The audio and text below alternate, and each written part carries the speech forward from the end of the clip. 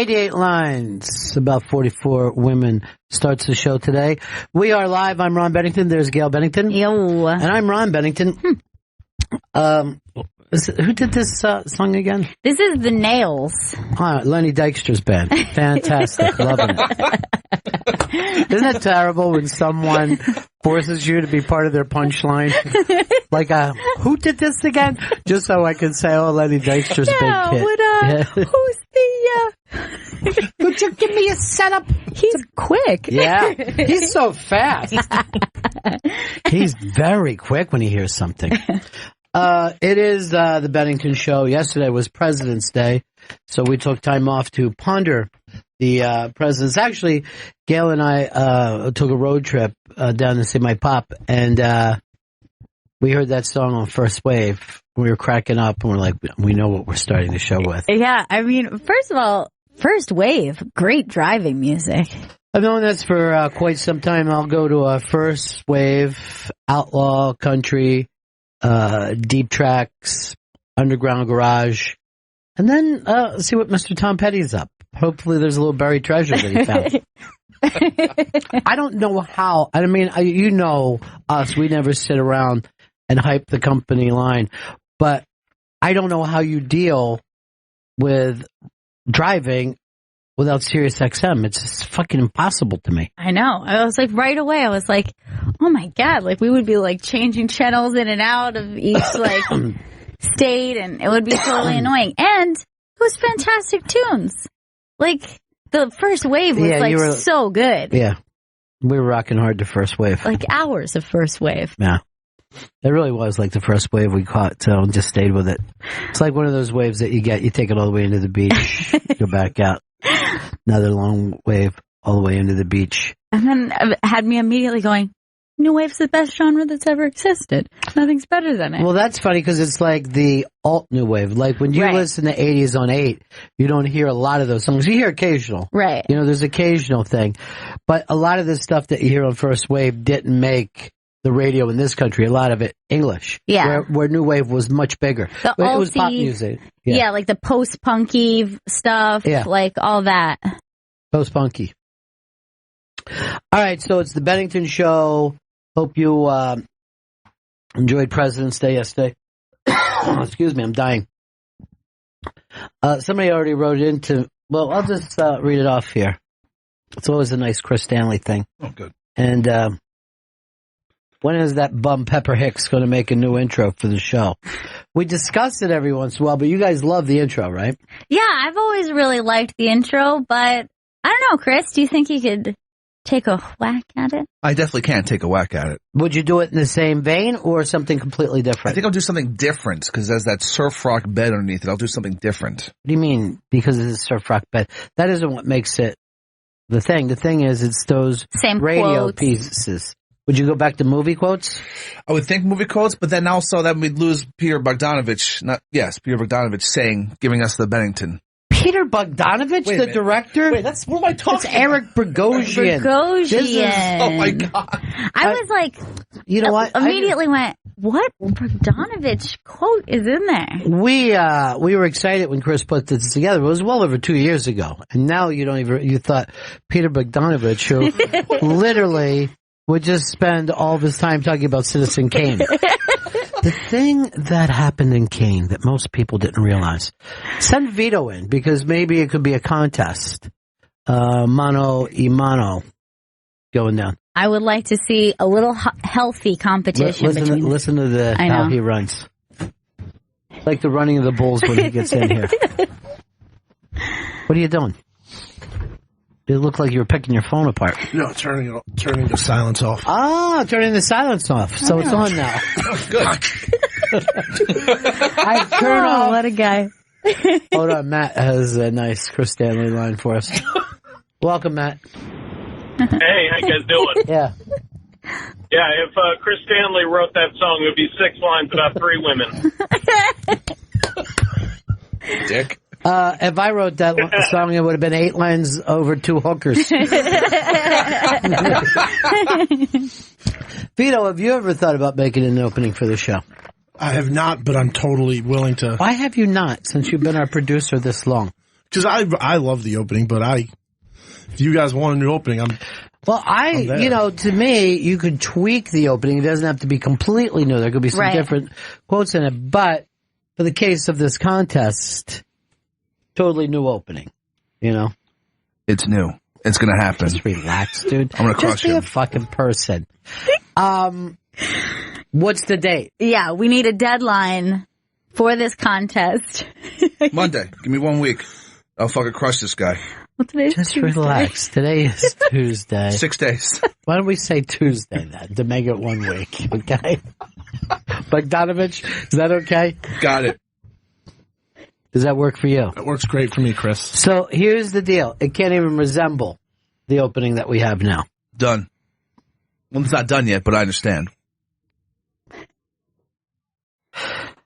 You just seem like a Marine that was woken up instead of just being a person, just sitting here talking. Because that's not your personality. So why are you acting like that? I just want to make sure Vito's going to lose. What do I care? I'd rather just, I'd like to see you guys like to create. See, here's the thing about producing, in my opinion. It's a creative position where, for some reason, this show feels like you're the waiter who comes in and asks what we want, and then you deliver it. And you guys will always deliver if we ask for something. But we never get your ideas. We don't get your flavor, I want your flavor in this opening. Each one. So much flavor in this. Just now you're turning into him and acting like a nut. Instead of just, look, did you notice that my personality changed while we were doing this? No. I'm with you guys. It could be a fun thing. You ever see those fucking stupid companies that they'll run little things just so the salespeople will be excited? You know what I mean? Like some kind of little, little thing. This will be it. This is this for. It's supposed to be fun. It's not supposed to be angry. It's not supposed to be filled with lies. A little healthy competition. Right. Get the creative juices flowing. I like competition. Do you? I actually do like competition, playing sports in high school and stuff. But you play poorly. That's the thing. It's really bad. Chris, do you like competition? I prefer unhealthy competition, like in all things. That screen looks great. Yes. Jason, Pennsylvania. Bennington, what's going on? Hey, what's up?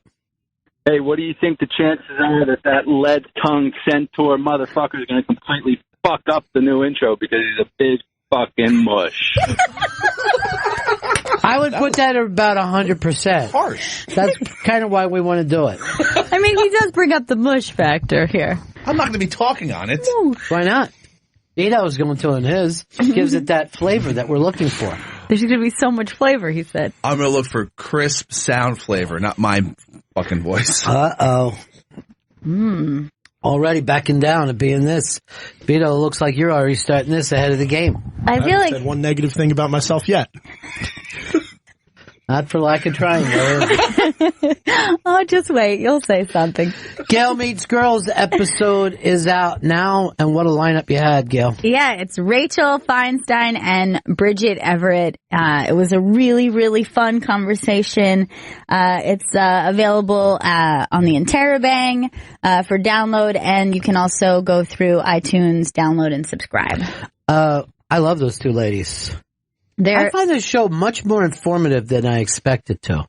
There was stuff that Rachel was talking about with storytelling. I'm like, oh, I want to put that in the back of my head. Yeah, it was, they're like such talented, smart, funny, but still really totally still different. Wild and Still totally different from each other. And I didn't know about the Schumer vacations that they all take a couple times a year.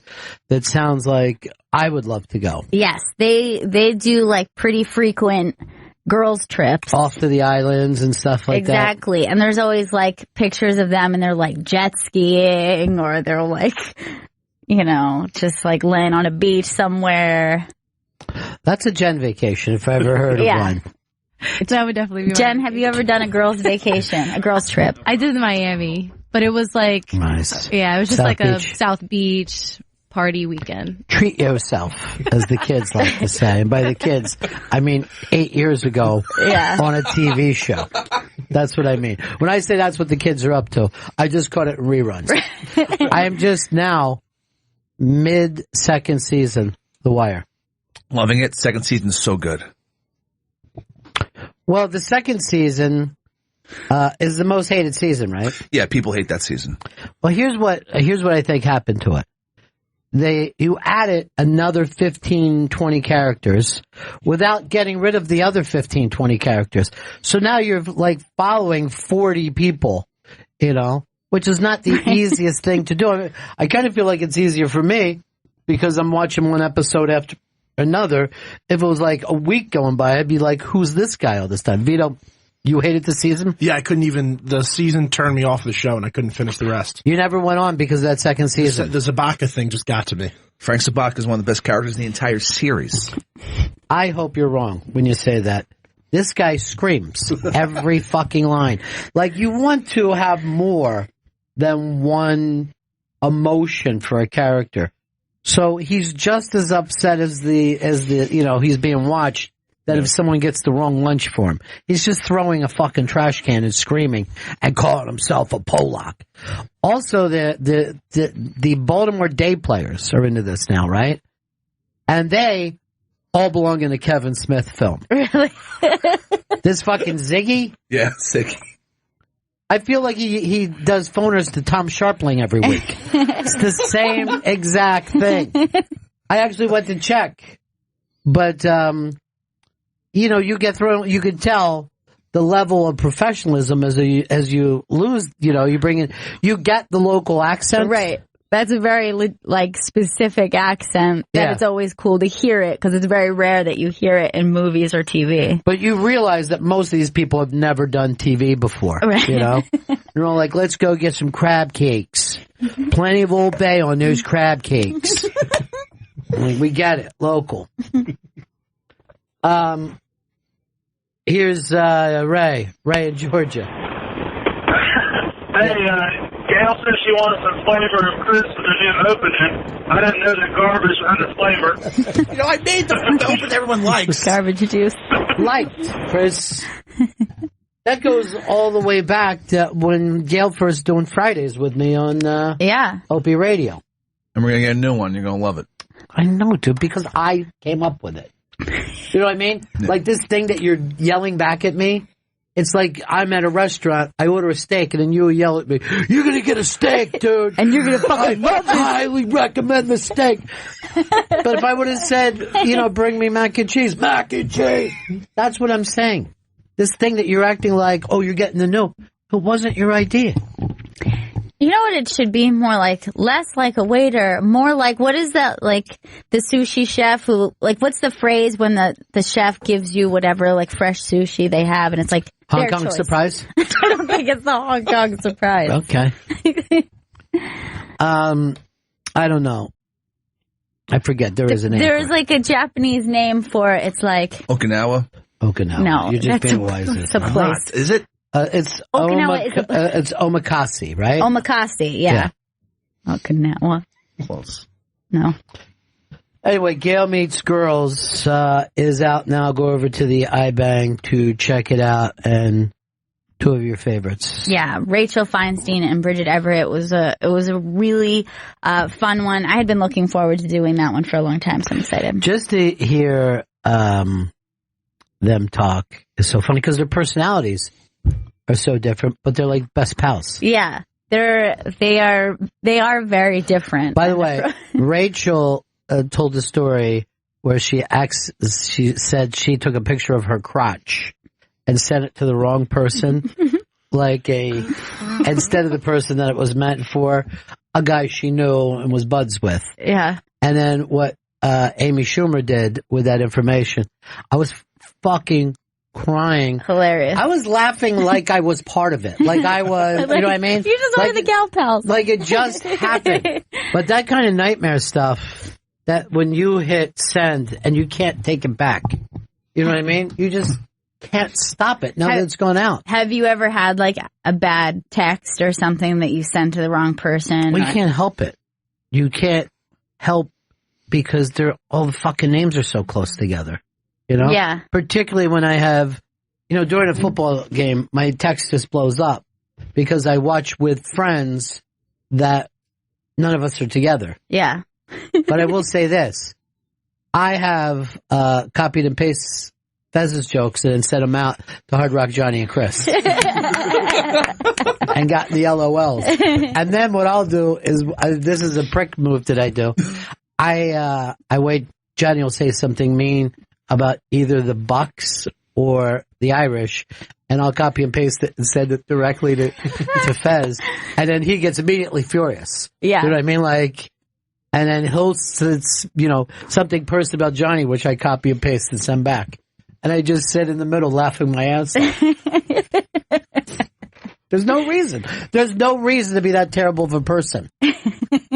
But I just, it's always, did you see Sports Reporters is canceled? No, I didn't. 30 years that show ran on ESPN. And they finally canceled it. And really, that show used to come on every Sunday, and you would just hear reporters just talking about sports. They've turned the entire ESPN into that, and then got rid of the initial guys. Are they doing something else with it? Like, No, it's done. just completely over? Yeah, I mean, a lot of the guys died. It's 30 years. Bill Conlon, they found out that he was a kid toucher, and then he died. I used to see him all the time at Phillies spring training games, right? And this will go to show you the way the city of Philadelphia acts. Right where he's sitting, right? Every fucking game, they put up a sign for no apparent reason that just said Whale Beach. Oh, God. About the guy who covered the fucking Phils. And people would say all the time, can I get my picture with you, Bill? And they would get it in front of that fucking sign with him. And it's so messed It up. just said Whale Beach for no fucking reason. I mean, that's not even witty. It's And I'm like, not they even could have just put up Bill's fat. But those were the initial guys that started. I mean, if you go back and look at that lineup, I mean, it's got to be almost all the initial guys are gone. Mike Lupica was the He was host, the baby. Right? Yeah. No, he wasn't the host. He was the kid on the show 30 years ago.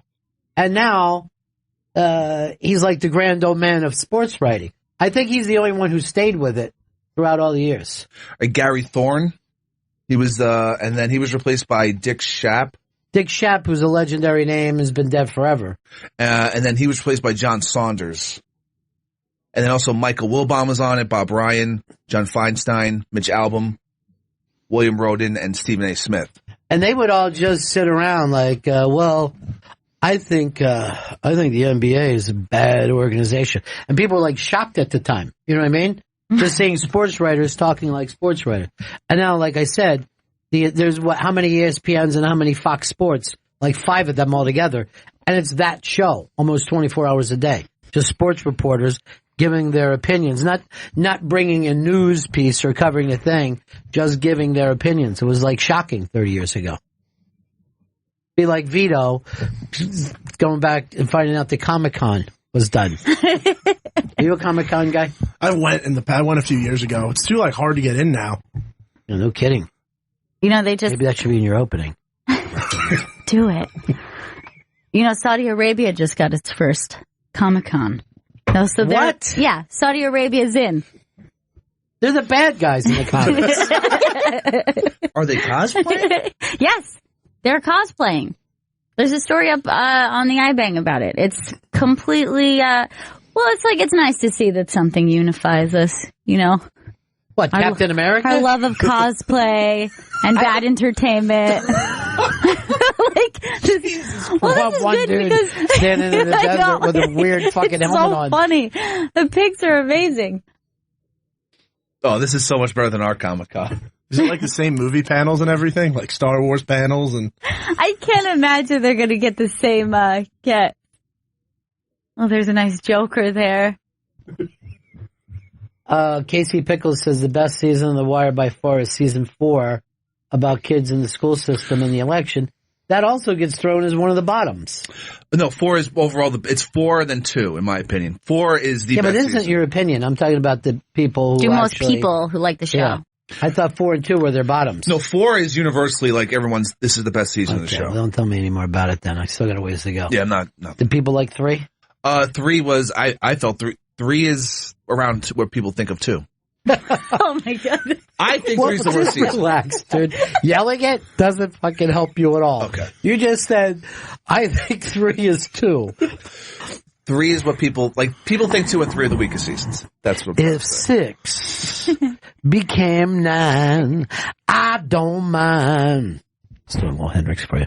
If all the hippies cut their hair, I don't care. Yeah, I know. He's nuts. Let's not point at him. He let him. You said you had a long weekend. You came back with a black eye. You have a black which you eye. swear you don't have. No one's punched me in the face. I didn't say that. Okay. There's other ways to get black eyes besides that. I walked in this morning. I see it. It's not only, it's dark and it's raised, and the other eye has a little bit like something above the brow. And I say to you, do you have a black eye? And you're like, no. Very cagey and weird. I'm like, there's something going on. It looks like you've been struck in the eyes. No one's hit me. Chris, I'm going to ask you again. Did you get a black guy over the weekend? No. Because I know you tender it up. That's Grindr.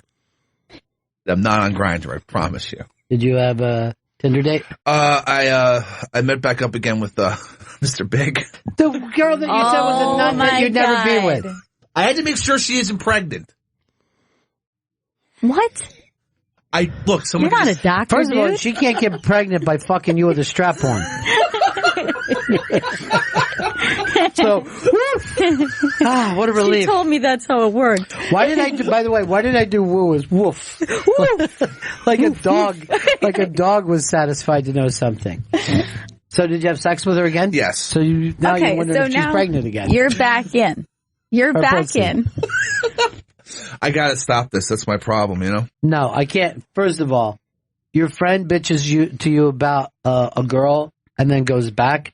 Your bitching is null and void. Yeah. The I don't like a crazy girl, that's out the window. You just proved that you did, lonely guy. And you date her now. You're dating. She's not my girlfriend.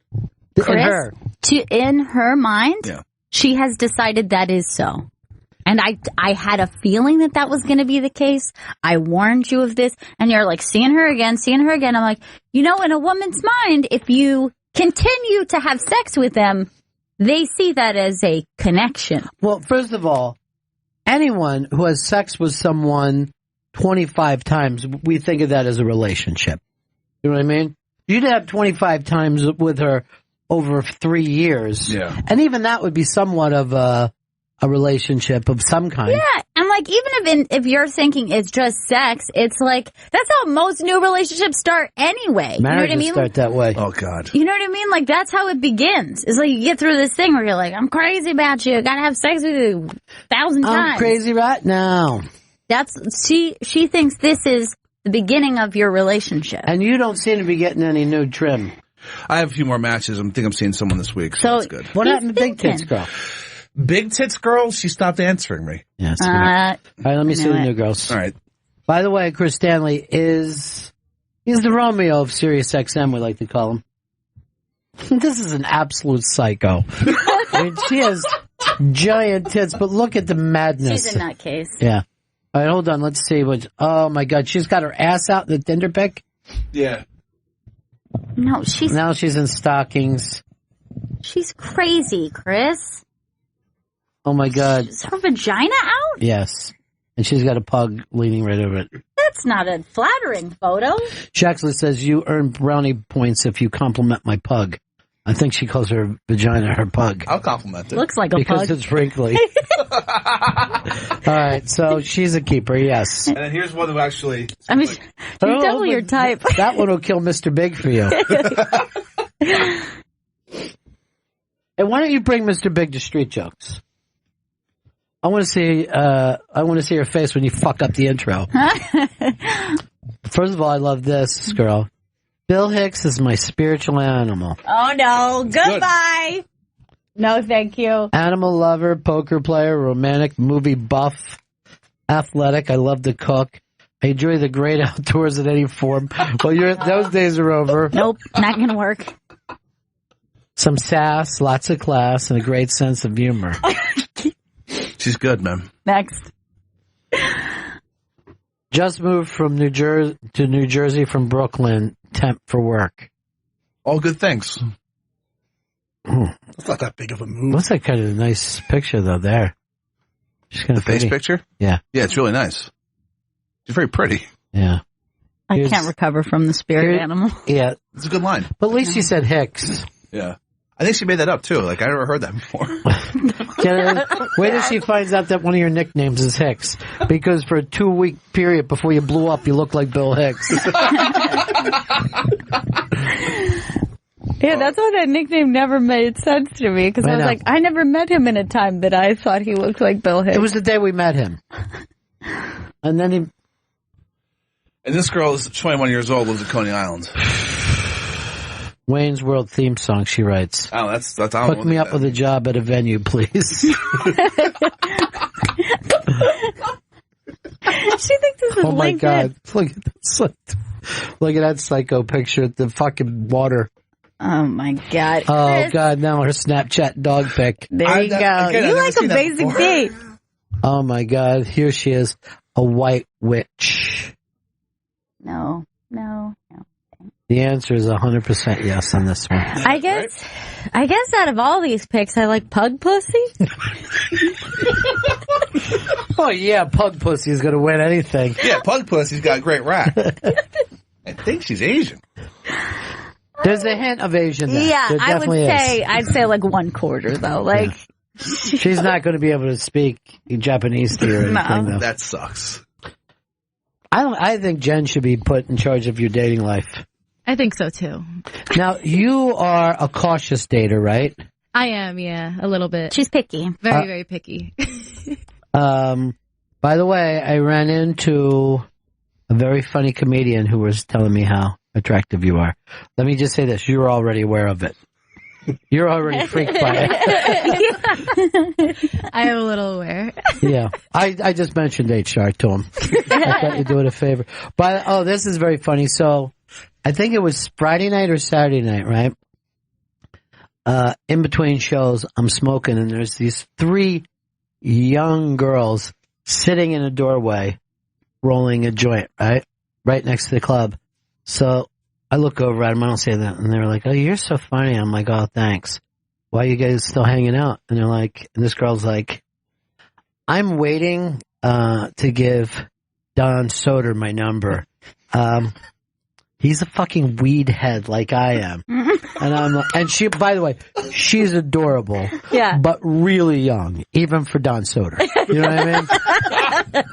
And I'm like, I'm right away. I go, he is going to love you. So she had a little fucking package of weed that she had written his phone number on. And, so I see him come back. And I'm like, I call him over. And by the way, I don't know why I'm so stupid, but I did do a name correct for him. But he was like, oh, thanks. He sticks it in his pocket real fast. Yeah. Gotta go in and do my set. You know what I mean? Like he got very, you know what I mean? So, Oh, shucksy. so you did actually tell her his real Yeah. name? But she was really young. She was an art student in Brooklyn. All 3 of them were art students. I like that he's just like, all right, thank you, goodbye. Thanks. Really appreciate the weed. Then he started wrestling his friend in front of her. Come on, Don, she wants some. You couldn't get it. You hear that, yo? He says he's getting some.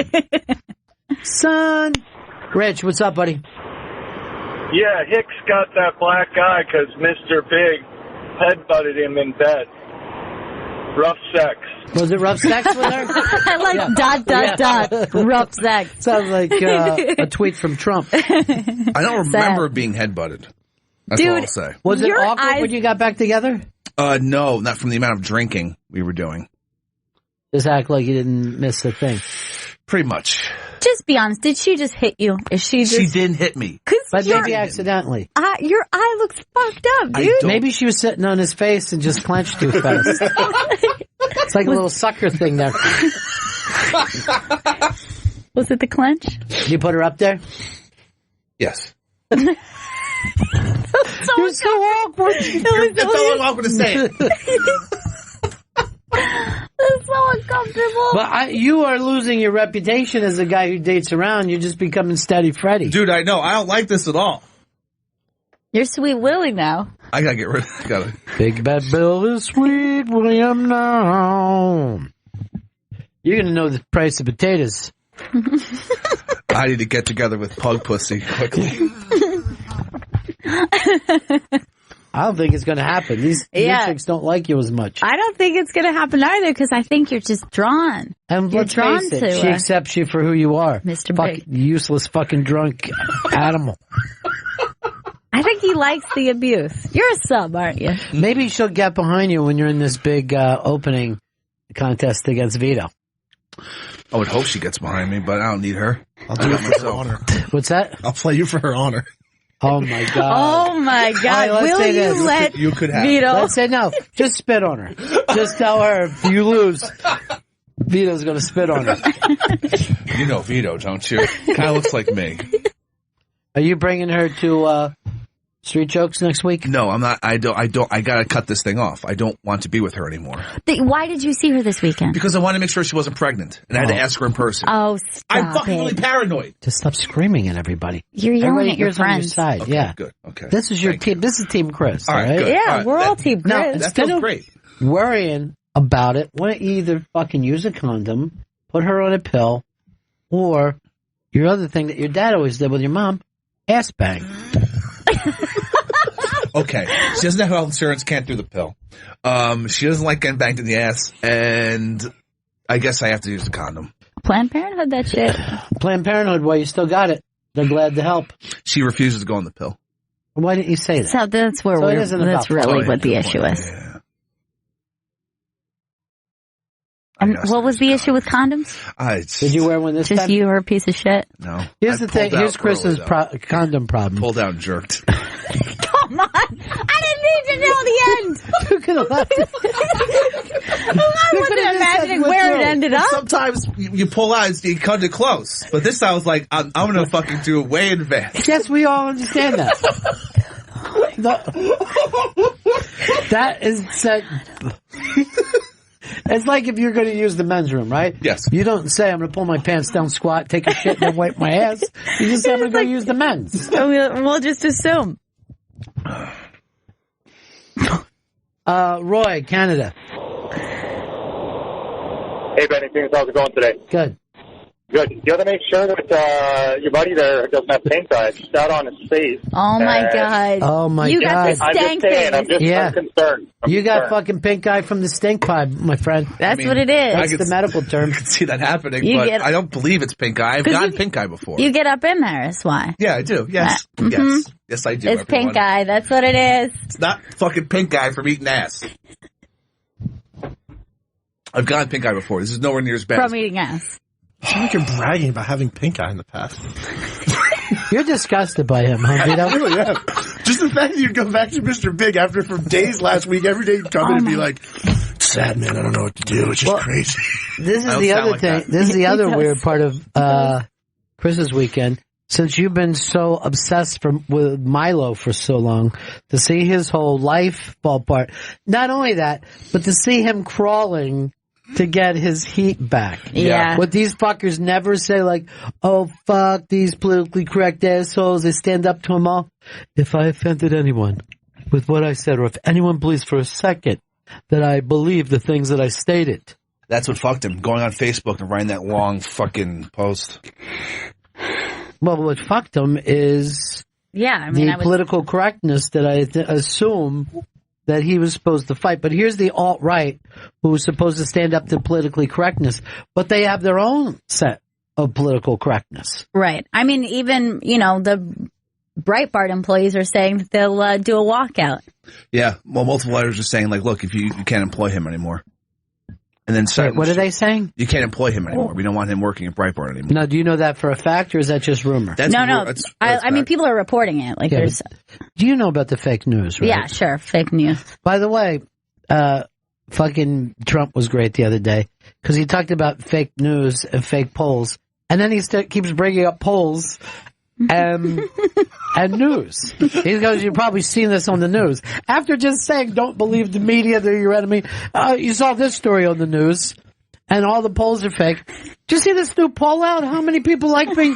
Why isn't that one fake?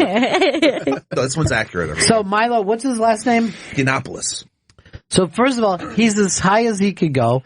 He goes on Bill Maher's show and basically gets his balls soaped up by Bill Maher. Yeah. Then the following day, right, is when this thing comes out that he had posted something about 13-year-olds is fine to be with 29-year-olds or whatever the fuck he did. It's good for them. You know, basically, if you look at that, it's the old NAMBLA line. Yeah. Right, that this is coaching instead of abuse. And then he lost his book deal. He got kicked off CPAC. And then he came out with, the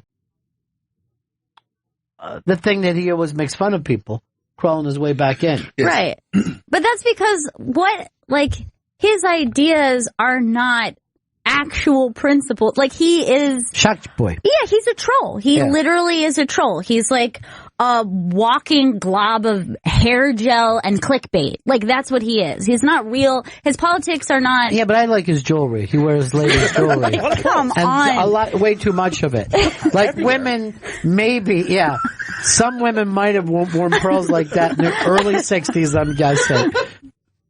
It's just like, but look, the thing about him is like being on Mar or something, it's like, there's no reason to debate someone who isn't even being real. Like, just like him making that comment about the 13-year-old sleeping with priests. Right, he's just like, this wasn't like a real thing. Yeah, that's why you have no place in a conversation of actual debate. You have a character. You're like a YouTube celebrity that everyone's going, why do they have a book deal? Why are they touring around? Yeah. But you're right. He does play a character, and it's a shock character. I thought everybody knew it, but apparently the Republicans didn't, because they got really freaked out. But they were all on his side when he was saying transgender people. And he didn't have any facts to back up that what do they do? Yeah, he said they disproportionately are involved in like sex crimes. Which Mar sat there like, really? And I'm like, what do you mean really? You don't even make him answer what the fuck he's talking. Mar doesn't like transgender people either. Well, he doesn't like anybody who gets operations. Right. But believe me, I wince at the operations because of what they do to the penis. Split it down the middle. Oh. Pull it, and then tuck it in. Nice little split tuck. Split penis. No. Pulled, tucked. And then I don't know what they do to turn from a woman to a man, but none of it doesn't seem appealing. From what I hear, the old term is, it's easier to dig a hole than build a pole. Okay. Jesus. I can see that. Building a pole must be difficult. That's what I've heard. That's technical medical terms. And I heard that on SVU. So we're going to build a pole, are we? Let's take a look at your x-ray. I don't have a lot of pole meat laying around here. The pole will go right here. But so that thing that he said was false anyway about sex crimes. Yeah, I mean, if you're honest, disproportionately, maybe as victims of, but it was just a made up thing that he said that Mar just goes, gives a face interesting. I wasn't aware of that. Whereas anyone else said something so ridiculous, Mar would have said, what are you talking about? Right. What is that based on? Now Bruce Jenner is now who? Caitlyn Jenner. Caitlyn. I thought for some reason I was thinking Candace. Caitlyn has disappeared. I never see her in the news anymore. I don't know what she's up to. It was all Caitlyn. Here's the thing. The thing that she should have had removed was Bruce Jenner's personality. That was the fuck. Because Bruce Jenner, he did something really great in 1976. And then has been a dull asshole ever since. Just one failed sales project until he hooked up with the marketing genius that is Kris Kardashian. And then when he split up with her, he went, he fucking went for the long fucking ball. You know what I mean? He just fucking hailed the Hail Mary and had people interested for a minute, but no more. You know what I mean? Like Caitlyn. Yeah, the show didn't do well. I saw this the other day. You know that it's been 10 years of Kardashian shows?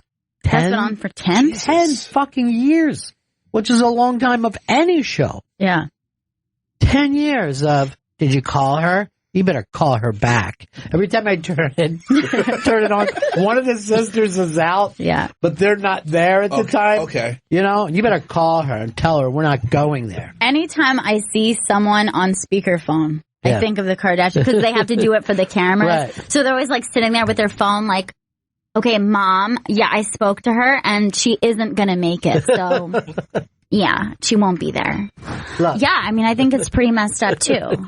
But Bible, like, you knew this was going to happen. And they're just like holding it limp-wristed in their hand as they talk. I always like when they're like this. I've been planning this aloha party. And like, just think of your Everything is family. big. If your sister wanted to do an aloha party, you're like, stop it. I'm not fucking doing this. It's already planned.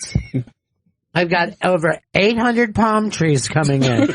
And like, sometimes like they'll do something like that in their sister's backyard without her knowing. You know what I mean? And then she comes home. Why is there a bouncy house here? She's always like freaked out about it. But that show's been on 10 fucking years.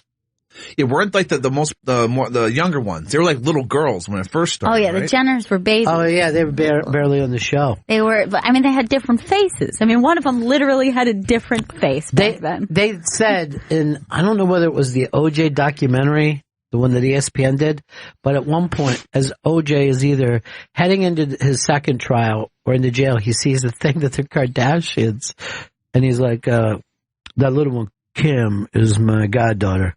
I'll give that show 2 weeks. He didn't think there was anything interesting about the Kardashians. Oh, okay. And the real interesting Kardashian is Robert Kardashian, who fucking hid the knife in the bloody clothes. Yeah. And we never found out that. No, He had to tell Chris, right? Maybe not. Maybe he was that good. They wouldn't even tell her. Well, they were divorced at that time. Oh, they were? Yeah, they were already divorced. But I think they all still really stayed tight. Like the Jenners and the Simpsons were like... Yeah, the none whole of them time. ever fucking leave each other. Yeah. He was in her music video. All right, so Bruce Jenner was his friend, right? OJ was his friend. Yeah. And then Bruce Jenner was also Robert Kardashian's friend. And then when Robert Kardashian died, Bruce Jenner left his wife and went with Kris Kardashian. Yeah. Yeah. Or were they already together when Robert was still alive? I'm not sure because, I know that Robert and Chris were divorced Yeah, I just know they stayed tight with the whole circle was very tight all the way through. There's family vacation photos and stuff. Weird. Was OJ in on those? Yeah. OJ Yeah. went on vacation with them all the time. Well, then, there's always the rumor that never really got confirmed that they say that he's the daddy of, which one? Chloe. And then, I guess that they were going back and forth writing while he was in jail. Look, there was one episode I saw Khloe Kardashian in the backyard. She's fucking flying. She's running so fast. Goes over a hedge. Didn't even break stride. I mean, she looked amazing. It looked like the juice to me.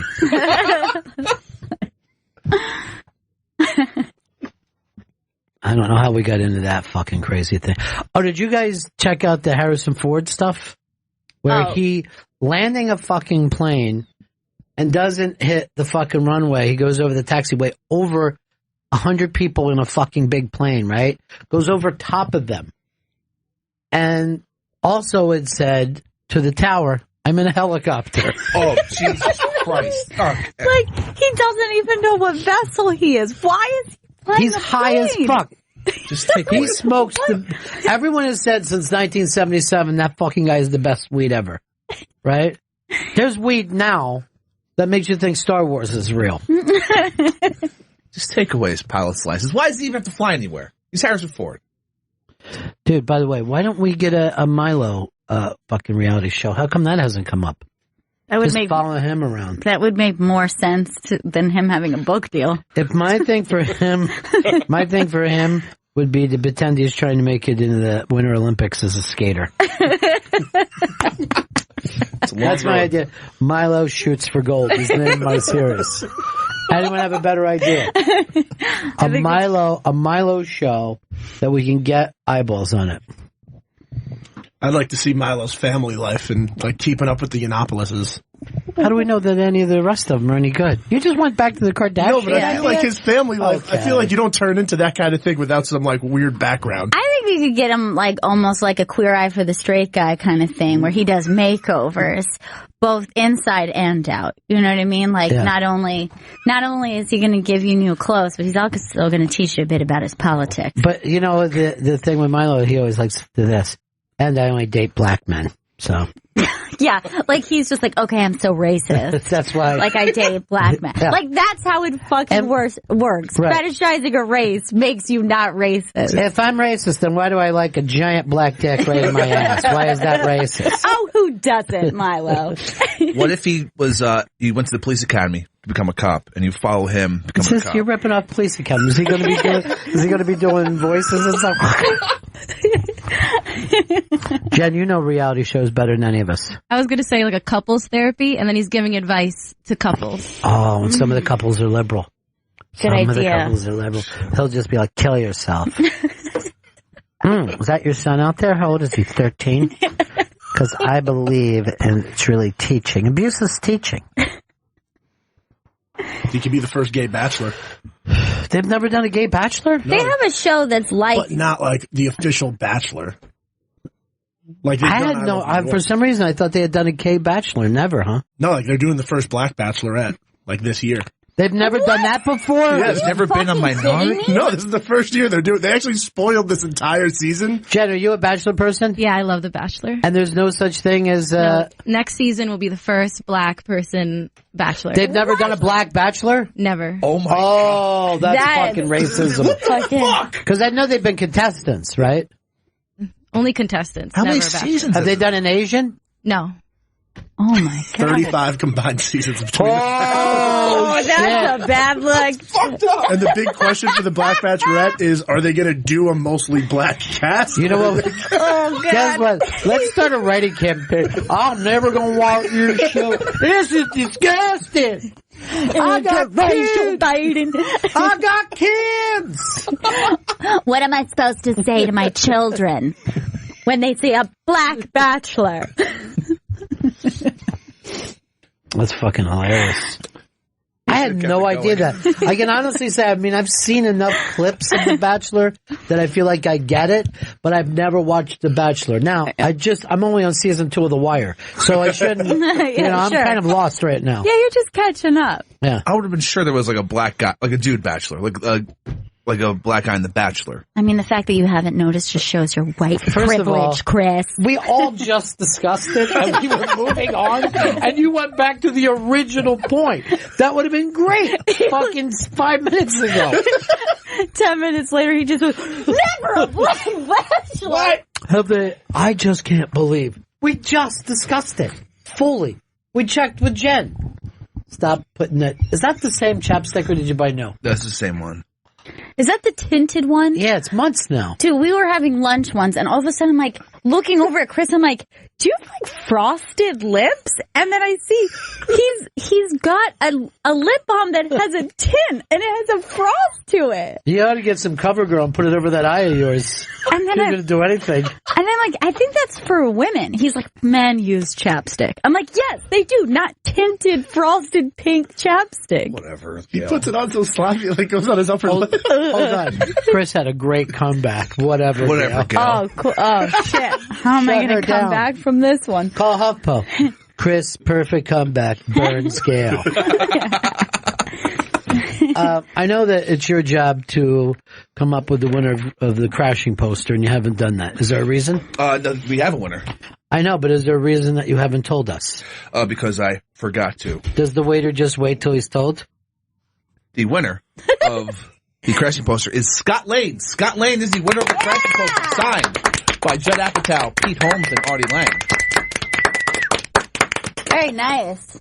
Tommy Jonigan wrote to us on Twitter, saw a guy who looked exactly like Chris pushing a baby in a stroller this week, and I think that's a good sign. No, why would Tommy John could even say that and throw that out there? First of all, I saw a guy who looked exactly like Chris pushing a stroller filled with all of his clothes and some vodka going down Park Avenue. Ooh, Park. Yeah. Oh, he was using telephone books and shoes. How crazy is this fucking weather we're having on the East Coast? It's going to be 63 this week. 63 degrees. Like this weekend was crazy. I slept with my windows open. And I woke up this morning, I felt like, early summer in the mountains with a nice chill. It's insane. Spring. Have we ever had a winter like mid-February? The last one we had like that, the devil came. Oh, no. Yeah. You don't think? Yeah, I do. I think the second coming is the devil. Holy shit, perfect idea for a horror film. The second coming of Satan. I do got a great idea for a horror film. And I don't think it's ever been done. I think we could do 100 of them. It's simply called Kid Killer. Okay. And it's about little kids. They're getting killed at Chuck E. Cheese. I mean, really slashed up murders, right? All right. It means that they're getting killed on a merry-go-round. Like you'll just see like the merry-go-round and the kid won't have a head, right? Now, here's the perfect touch of Kid Killer, right? The Kid Killer is also a kid. Oh, shit. Hold on. A dead kid. So it's a double meaning. Yeah. Kid killer, and he's a kid killer. He had been bullied and then killed by a kid killer himself. And now he's the kid killer. Oh, my Who's God. the original kid killer? That is going to be told in prequels. Oh, wow. I think it's going to be Sam Rockwell, but I haven't decided yet because this is an independent. But imagine like if you're a little kid and then you just see a movie about kids getting killed, you'll be fucking freaked out and you'll demand to see that movie. Oh yeah, that would be insane. Do you think it's going to have any backlash though? I can't imagine why. Maybe some of the Disney scenes, but they're like at Pixar movies and they're getting their throats cut. In the lunchroom at school. Because that's a good horror film is when it puts a fear in your mind for later. So as a parent, you're just like, my kid's safe nowhere. Right. There's one scene that I just see the mother screaming, Charlie! And she's running, right? Yeah. And she just sees him fucking hanging off this thing. His entrails are all fucking hanging down. I mean, he's like about 5. Oh my God! This is going to be a great movie. I can't believe nobody's even franchise. Yeah, I can't wait for the prequels. I want to see if it's original Kid Killer. When it gets revealed, don't you know I became a kid killer because I was killed by a kid killer? What? And that kid killer was also killed by a kid killer. So Kid Killer, I think, is the perfect name. Yeah. And we just have to think of so many things that kids love so that the thought of going to them once they see it frightens the shit out of them. Yeah, you know, exactly. They become afraid of video games and amusement parks. I even want to do a bumper car thing where there's just a real car just fucking slamming into kids. It's a regular bumper car, but it isn't. Yeah, it's a real fucking car out there with you trying to kill you. I don't know. I just like the idea of it. And plus, every kid we get, you know, it's going to be so much easier to fucking pay them. And, you know, it's also great because it sets it up for as a franchise because, like, there's always going to be kids. You know what I mean? Like, we just keep making kids. I know Sam would like to take his new baby to see this. Because there are going to be babies killed. Oh, babies, toddlers. What do you think the top age is for Kid Killer? Like, I think 5th graders starts to get a little too unsympathetic. I want to keep... So no tweens. I don't see any reason to use a tween. You want like 10 and under. Yeah, I do. Yeah. I want it's still like nightmares. They're still young enough that they'll be forced to sleep in their parents' bed. Right. Now, by the way, before anyone starts complaining, all right, any of you snowflakes start complaining, I'm not actually going to kill the children. It's a horror film like any other. Sure. Yeah. You're not a monster. You want a hoagie, lady? It's made out of your own kid. That'll be the Philly scene. Oh, that's great. Just slice her in all pieces, put it with cheese. I like that. He explains it to her because it's made out of your own kid. You just got struck by the kid killer. He's a kid killer. We got to catch this kid killer, Chief. They'll be talking. The kids aren't safe. They're not safe down by the water. They're not safe at the store. And then the chief's like this. You know what? I better go home and check on my own kid. Oh no! Oh no! Oh no! The kid killer must have got here. I looked all over. I looked in Aston. I looked at Brookhaven, up in Upland, down in Marcus Hook, Trainer, Linwood. We can't find this kid killer. Should check Boothwyn. We're going to go to Boothwyn to look for him. We know we've been to Twin Oaks. We didn't bother going to the village because who wants to get jumped? Twin Oaks Village, they kill kids for real. But this will be a great fucking, like some of the things that, because I want to stick in, kids' heads with this. Yeah. It shows like their carcasses getting eaten by their own dogs and stuff like that. Their teacher, they're getting killed in the class. Anything to spread their little phobias. Yeah, and you want to set out to make a classic horror film, something that's going to, the imagery is going to stay. And I want to do it cheap. You know what I mean? I want to do it cheap. There's not going to be any CGI in this. Yeah, straight old Calvin's blood, but spraying all over the fucking place. I like it. Jeff, what's up? Yeah, I'd like to expand on your Kid Killer movie. I think that maybe your follow-up or second movie should be Twin Killer, and the third movie will be Triplet Killer. All kids, of course. Well, the third one's definitely going to be Kid Killer 3D, and I can't wait for that. The problem with twin to triplet killer is that it means it gets less and less scary and less sympathetic, I think. Coming soon, Kid Killer. Is your kid safe? Nothing you can do can protect your child from Kid Killer. Oh no! They got my kid! No parent will be able to be seated without having at least one kid with them.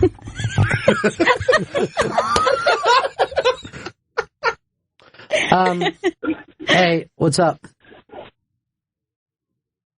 Matt. Hey, sorry about that, guys. This Christmas, holiday kid killer. Guess what's under your tree? That'd be actually amazing. Like the kid is opening a present and it's his fucking cousin and he's all chopped up and shit. What's in the box? It's another kid. Mike in Atlanta. Open up with a voiceover. That Happy Meal didn't last long. And then have a head in the ball pit at McDonald's. Dude, what if like the cops are looking around for the kid killer and the entire ball pit is just kids' heads? Like when he's walking around and it's behind him, he's like, I don't know, I was like not picking up any clues. And like a kid goes to jump in and he just sees all the kid heads in there and then coming out, it's just a big fucking hand with a knife. The kid killer is hiding in the kid ball pit. Look, Jen's not even going to be able to sleep tonight. Definitely not. I hate scary movies. Every kid needs to see this scary movie. It's about going to the supermarket. Kid killer's there. To the mall. Kid killer's there. Your dad leaves you to run into the store for a second. Kid killer. Under your bed, in your closet. Kid killer. Yeah. We definitely want a lot of school scenes because you want kids to be afraid to go to school. Right. You know what I mean? And also want to point out to the kids that when you die, you piss and shit yourself. So in every scene, the kid will be pissing and shitting himself. A lot of piss and shit. I don't know. I don't watch a lot of horror movies, but I think this one's pretty scary. I think it's really good. It's horrifying. I think you really have something there. Class trip, kid killer. Staying at your friend's house, kid killer. Yeah. I don't know whether we should make the kid killer a kid, though. That's the thing. I think kids will relate to that and be even more scared because then they'll think their friends in real life might be a kid killer. Yeah, but to fear adults could also be, I'd like them to fear everything. Right. No peace in the nightmare of kid killer. I like an all-kid cast. And a lot of times we just point out that the kids are being killed because they had the thought of a kid killer. Oh. Right? And by the way, no adults believe them. Yeah. Even after, like, their brothers and sisters get killed. And they're like, stop being such a scaredy cat. You're embarrassing to me. You're almost effeminate. I want to see a whole Little League team get wiped out. Stop acting like a queer. The kid killer's not coming. Kid killer. Only in Delco. It's the Delco kid killer. And a kid goes like to lick a lollipop and a blade comes out and just slices his tongue off. God. Keep them afraid. Because people love to be scared by movies, right? Yeah, they do. It does really well. Big business. Chris Doherty says, check upper chai and lower chai. I went all the way out to Ogden, can't find a kid killer. I don't think he's in Claymont. Plus, we don't have jurisdiction there. That's over the Delaware line. Maybe we go up to Garnet Valley just to check around, or Chad's Ford, Kennett Square area. There got to be a kid killer out there. I like that touch of realism. Like, you never hear a cop say, we don't have jurisdiction there. I'm not going to go where we don't have jurisdiction. That's for sure.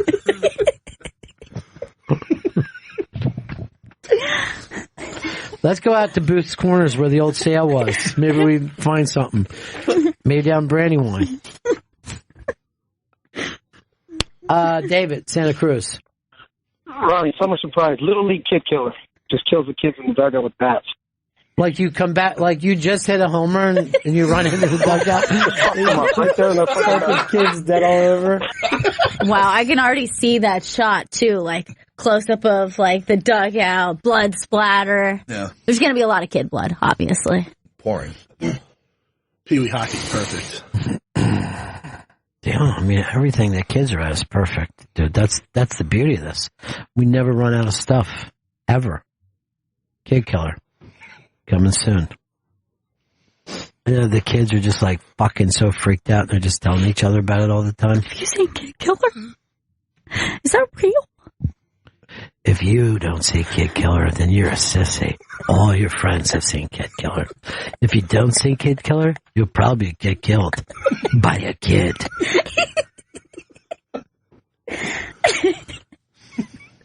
No kid is safe anywhere, anytime from Kid Killer. Don't ever be alone. Don't let your parents leave you alone anywhere, not even your own room. All the kids in the movie were killed for real. Kid Killer. Just fucking freaking kids out. It's going to be a hit. Yeah. What are you going to do? You gotta, you know what? If you can't beat him, join him. It's the Oscars this week. No one gives a shit. Mm-mm. Oh, I'm going to give you that Arrival movie. Oh, nice. Do you like the it? other ones today? I'll check with Michelle. She was going to bring them in. What are you, a waiter? Is that something? No, don't bother her. Look, I can't stand when I bring something up to him and he starts fucking typing right then. Yeah, Arrival's really good. You liked it? Yeah. There are so few of the Oscar movies that I have seen. I have seen none. And I'm going to be like cramming all week.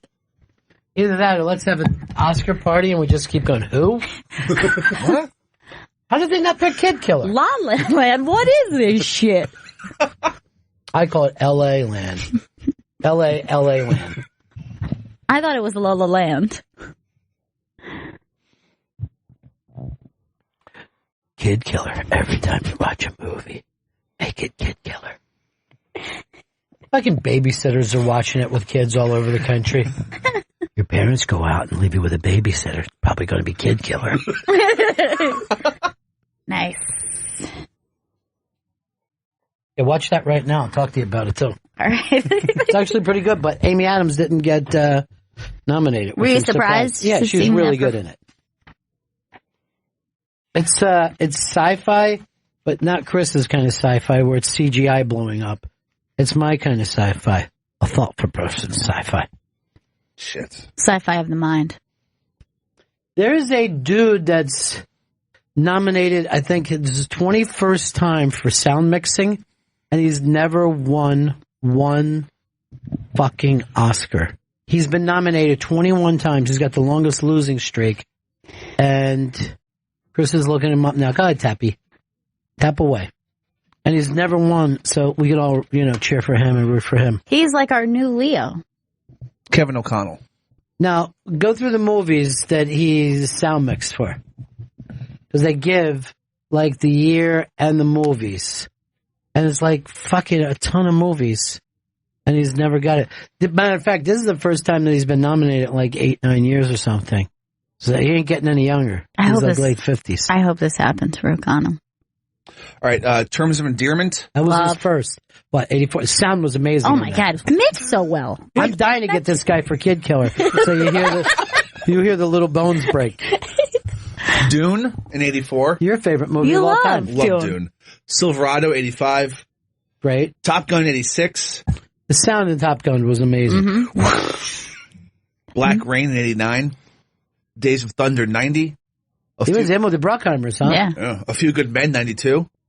Crimson Tide 95. Twister 96. The Rock 96. These are all Bruckheimer films. Yeah.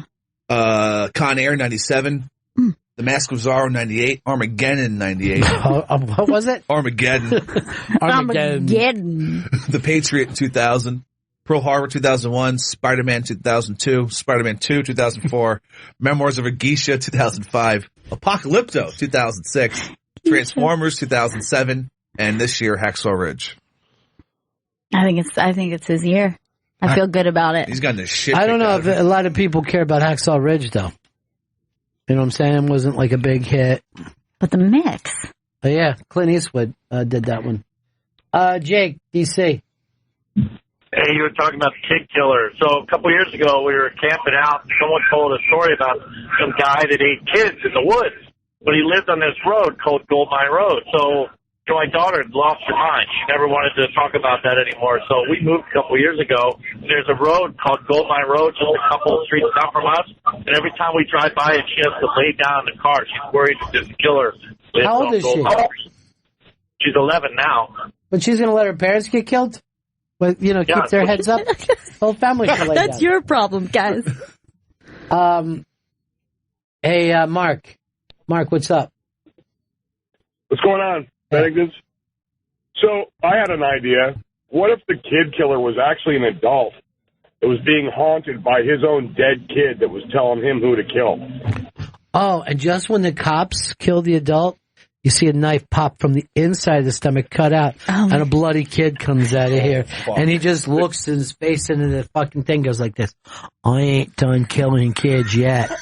I'm going to go all over Booth's Corner, out to Garnet Valley, Ogden, Boothwyn, Twin Oaks Farms, Twin Oaks Village. That would be awesome. I'll go to Aston, Brookhaven, all over Sun Valley, killing kids the whole time.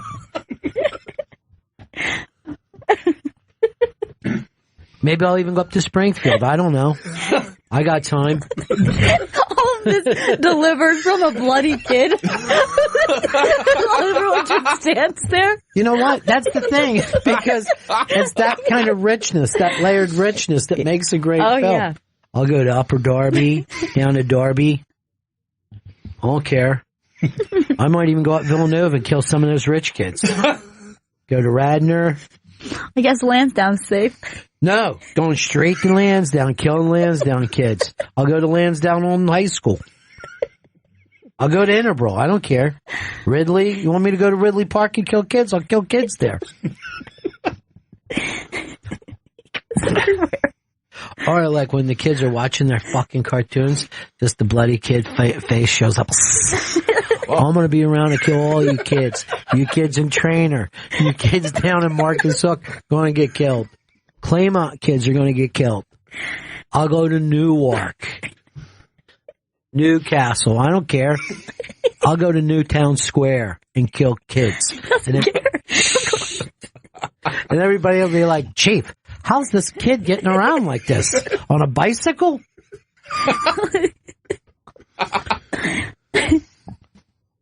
And like the parents aren't too freaked out because he doesn't kill adults. So for a They're fine with it. That's why they're always just saying like, Why are you being such a pansy about this? Don't be such a pansy, kids. You ain't a sissy, are you? Anyway, it could be a really good movie. That would be great. I don't know whether we should get a Kickstarter for this. I don't think we're going to need a lot of money to do it. No, I don't think so. The problem is, are the parents going to let their kids be in this movie?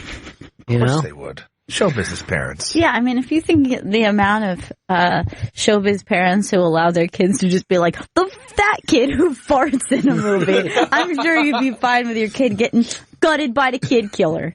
As soon as the fat kid farts, a knife goes right into his ass, turns it. I mean, this would be a great credit for these kids. Yeah, man. Bo, what's up? Hey, Tennessee? Yeah. What's that? Yeah, geez, I almost forgot what I was talking about. You're killing me. With this, I don't care. I'll go anywhere. I'll do it. I'll fucking do it, man. This kid killer is scary as shit. Yeah, okay, whatever my thought was at the time before I started cracking up. A little psychic kid, like from the Sixth Sense, they sent him to a new elementary school, and he's the only one that sees, like, little kids hanging from monkey bars and swings and shit. Holy shit, a whole playground full of murdered kids. Yeah, but he's the only one that sees them, and he's the little dumbass that they say, oh, no, you're crazy, you're he's just screaming because he sees it all happen like a day ahead of time. You know, nobody will believe him because he's a fucking kid. And just like we'll even say, nobody believes kids. Not even this kid. It'd be really fucking exciting for a young kid. Because kids, they love horror movies more than anyone. I can't even watch a horror movie. No. Like a slasher movie? No, can't stand them. Turns my stomach. I can't even remember the last time I watched a horror movie, let alone let your kids watch a horror movie. And a lot of fucking parents do that. This could be a great lesson. This could be the last horror movie ever made because the schools will be empty. The kids won't want to go. They won't want to go anywhere. That's the beauty of it. And they're not even safe in their room. Ed, Niagara Falls. Yeah. Oh, yeah, Ronnie. Hi, Gail. Hey. I just wanted to let you know, I believe Hacksaw Ridge was directed by Mel Gibson, not Clint Eastwood. I'm gonna thank my own staff is afraid to tell me the truth. Scared. I've been shaking in my boots over here. Ed, pretty good prize closet. Pretty good prize closet. Hopefully in that prize closet we have some racial slurs for Mel Gibson. So Mel Gibson's back, in a big way. And he's accepted now by Hollywood again. After, I guess, 2 tirades. One with the cop and one with the voicemails with his, ex-girlfriend. Well, and isn't he up for something big now, too? Suicide Squad 2. That's gigantic for him. That's really big for him, a superhero movie. Yeah. Now he's going to direct or be in it, star? Direct. They want him to direct it. They don't want him to star anymore? No, I think they're, Hacksaw Ridge is getting really good reviews. It's in the Oscars. It got better reviews than the other Andrew Garfield movie. There was Spider-Man? There was a time where Mel Gibson was one of 4 of the leading men. And no one wants him to act anymore. He's made a lot of movies I like. Yeah, but I think the grace period that he had was still only, he could only get away with behind the scenes. You could be behind the scenes. Yeah. But every time we look at your face, we're going to remember. I had a script I sent to him I haven't even heard back from yet. What was it? It's called The Jews Did It. And it's a true life story that I don't think it's controversial, since everyone knows it. Seems like he'd be into it. I don't know what's up with Mel. And so much of this stuff is who you know. What is his name short for? Melvin? Or Mello Gibson? I'm Mello. John, what's up, buddy? Hello, Benningtons. I was thinking more of a horror movie with kids that they are only killed when they have to go to the bathroom because there's no way they can ever avoid it, but you get to see them suffering while they're holding it. All And right, then guys. When Have they a good finally one. give in and use the toilet, just a knife comes flying up with a kid arm attached. That's right. It gets to scare the children that are being potty trained, and until they're about 11 or 12, which is. I mean, I think that works. I mean, that seems like a great part for the fat kid who's going to get fart knifed. That's the scene where it happens. Did you hear that kid got fart knifed? Don't fart. You could get fart knifed. The kid killer hates farts. Hold it in, kids, and cramp. And just like, we'll do the same thing that they would do with those kind of movies where the next one he gets to go to Japan or something. He's killing kids there. Kid killer in London. He's in Paris. Kids love horror movies. They do. This will fucking cure them. What's the story, Chris? Nothing back yet. Interesting. I wonder if it would have been a good idea if you would have warned her before she left for work. That would have been the ideal thing to do. Should have done that. Yep. You might be, after next Tuesday, you might be head producer. We'll have to see after this healthy competition. Would you be willing to give him head producer title if he wins? Come on. Make it interesting. There's no way he wins. Okay, but that's not the point. You still have to put something on the line no matter how confident you are. Put your producer stripes. I'll put them up. You'll be back to intern if you lose. You got to get my seltzers. Yeah, and back on, and you go back to 57th Avenue. You ever seen that building lately? No, I haven't. You got to take a walk up. Yeah, well, first of all, you remember it was a gorgeous building that we're at. It's all empty where we were. And they're building on top of the building. They're building a skyscraper on top of that old building. That doesn't seem safe. I don't get it, but, I guess it was one of those buildings that you couldn't knock down. Yeah. Because, you'd go up like 12 stories and there used to be like statues up there and shit. And Steinway building. Is Steinway still there? No, nothing is in the lower parts. People could get killed with this fucking stunt they're pulling up. People are buying up air rights a lot right now. Like my old high school, they're building a skyscraper on top of it too. Yeah, that's all. And that's why a lot of people, they lose their business when they're doing great. You know what I mean? They're like, we don't care that you're doing great because that's peanuts compared to the billions we're going to get from building in this fucking spot. It's weird. It's just going to become a glass fucking city. Yeah, I think it's on that same street too, where that like really weird futuristic building that they have plans for. It's just like a really, really weird, it's curvy and all that. Yeah, it's a very strange look. Here's what they forget about though: we built this city on rock and roll. They do. We built this city. Could there be a worse fucking song? Nope, it's the worst. I think it's kind of universally recognized as one of the worst songs of all time. But I'm a gigantic fan of any song that uses the term rock and roll in it. That's the exception. This is the one that I got to, like, I hate this song. I kind of hate old time rock and roll, but maybe because it got overplayed. That song stinks. It does not. That's for sure. I might end up putting every bad rock and roll song in Kid Killer. I actually would rather listen to We Built This City than old time rock and roll. Live read copy? What? For Audible? Oh. Why don't you start it off, Chris, and show us how it's done? Yeah, tell us. Find out what it's like to be transported by the power of audiobooks performed by talented actors and narrators. Millions of people are already enjoying Audible and its enormous selection of mysteries, thrillers, classics, and bestsellers. All right, what are we talking about here, Chris? What kind of... I mean, you're bringing this up, but who are we going to be listening to? Well, first tell me about how I get into it. Well, you start with a free audiobook of your choice by going to audible.com/serious. The Audible app is quick to download and easy to use on your smartphone or tablet. And where can I be listening to this at? What happens? Look, you can use it to escape the story anytime, anywhere. Shopping, at the gym, making dinner, or on the road. If you've been wanting to make books a bigger part of your life, Audible's the way to do it, with the time you already have. Rock memoirs, historical romances, zombie thrillers, or Pulitzer Prize winners. Wherever you want to go, Audible will take you there with just the tap of a button. And because Audible is an Amazon company, you can expect top-notch customer service and satisfaction. Hear it for yourself. Start a risk-free 30-day trial, and your first audiobook is free. Go to audible.com/serious. Tell me one more time. Where did I go for this? You go to audible.com/serious. I'm going to tell you this. By the time you see me tomorrow, I'm going to have listened to a bestseller. Everybody in? We'll start a book club. Oh, I would love to. All listen. I'm in. They're doing a thing in New York where they're trying to get the whole city to read a book at the same time. I'm going to listen to my book. Okay?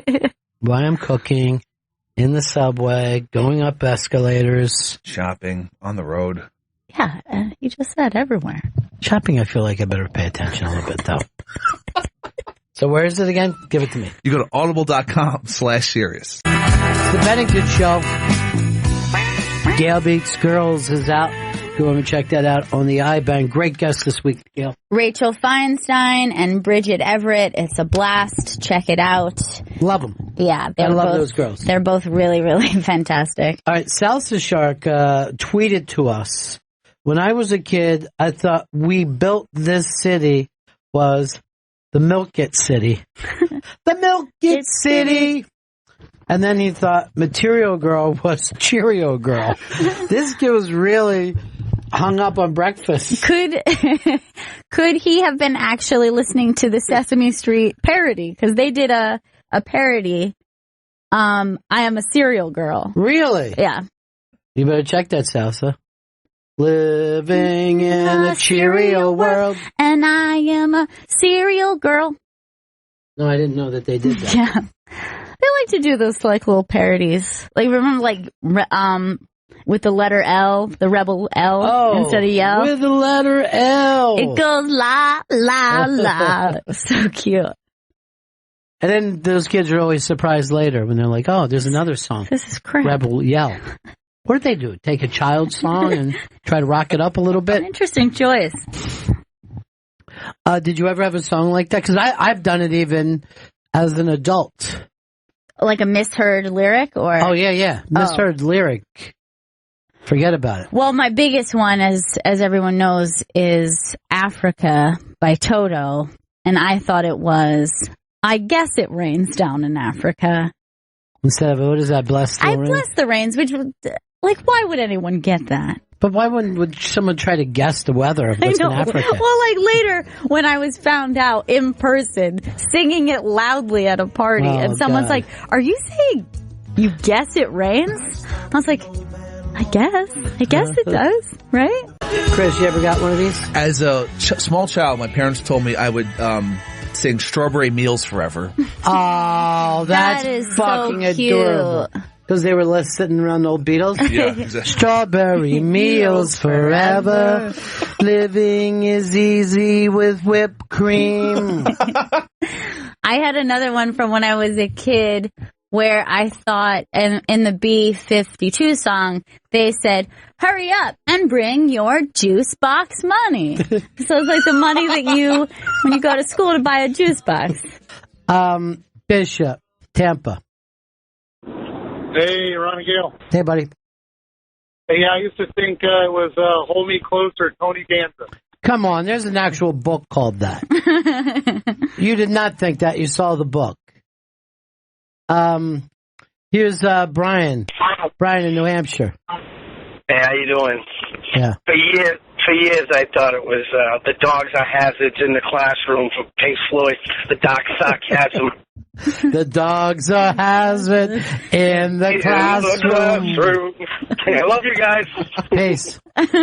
Hey, teacher, leave them dogs alone. Mm-mm. Or throw those dogs a bone. Might even be a better gimmick for it. Jen, you ever have one of these where you... Every rap song I listen to, I always mishear the lyrics. Still? Almost every song. Well, they're so fast. Yeah, they're so fast. Yeah, slow it down so we can get it. Slow down, you move too fast. Let's go over here to Devin. Devin in Connecticut. Devin, what do you got, buddy? Devin, we got you, pal, in Cincinnati? You say, yeah, Kevin in Cincinnati. Okay. Yeah, also the song Africa by Toto.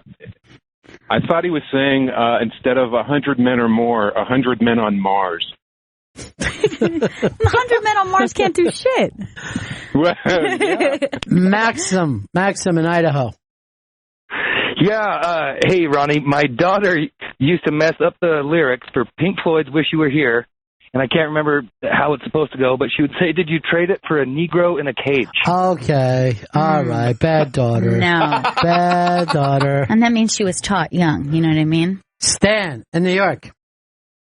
Yeah, Ronnie, this is Stan. That damn song, Voices Carry, for 20 years I said, this is Gary, like she's introducing Gary to somebody. Hush, hush, keep it down now. This is Gary. This is Gary? Like, hey, this is Gary. Keep it down, Gary's here.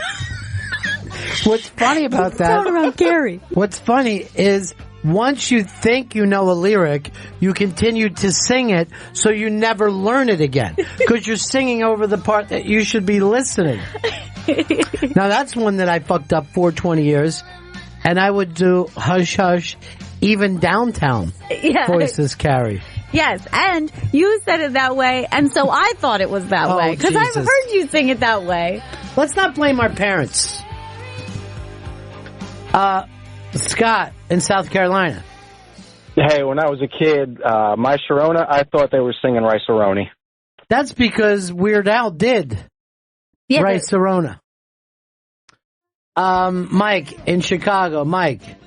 Ron, Gail, what's up? Yeah. Steve Miller had me confused as a kid. I thought Big Old Chad had a light on.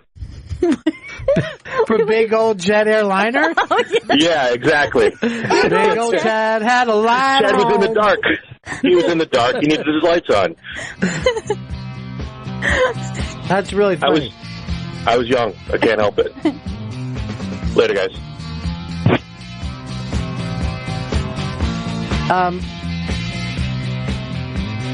Hey, Eric Sayville.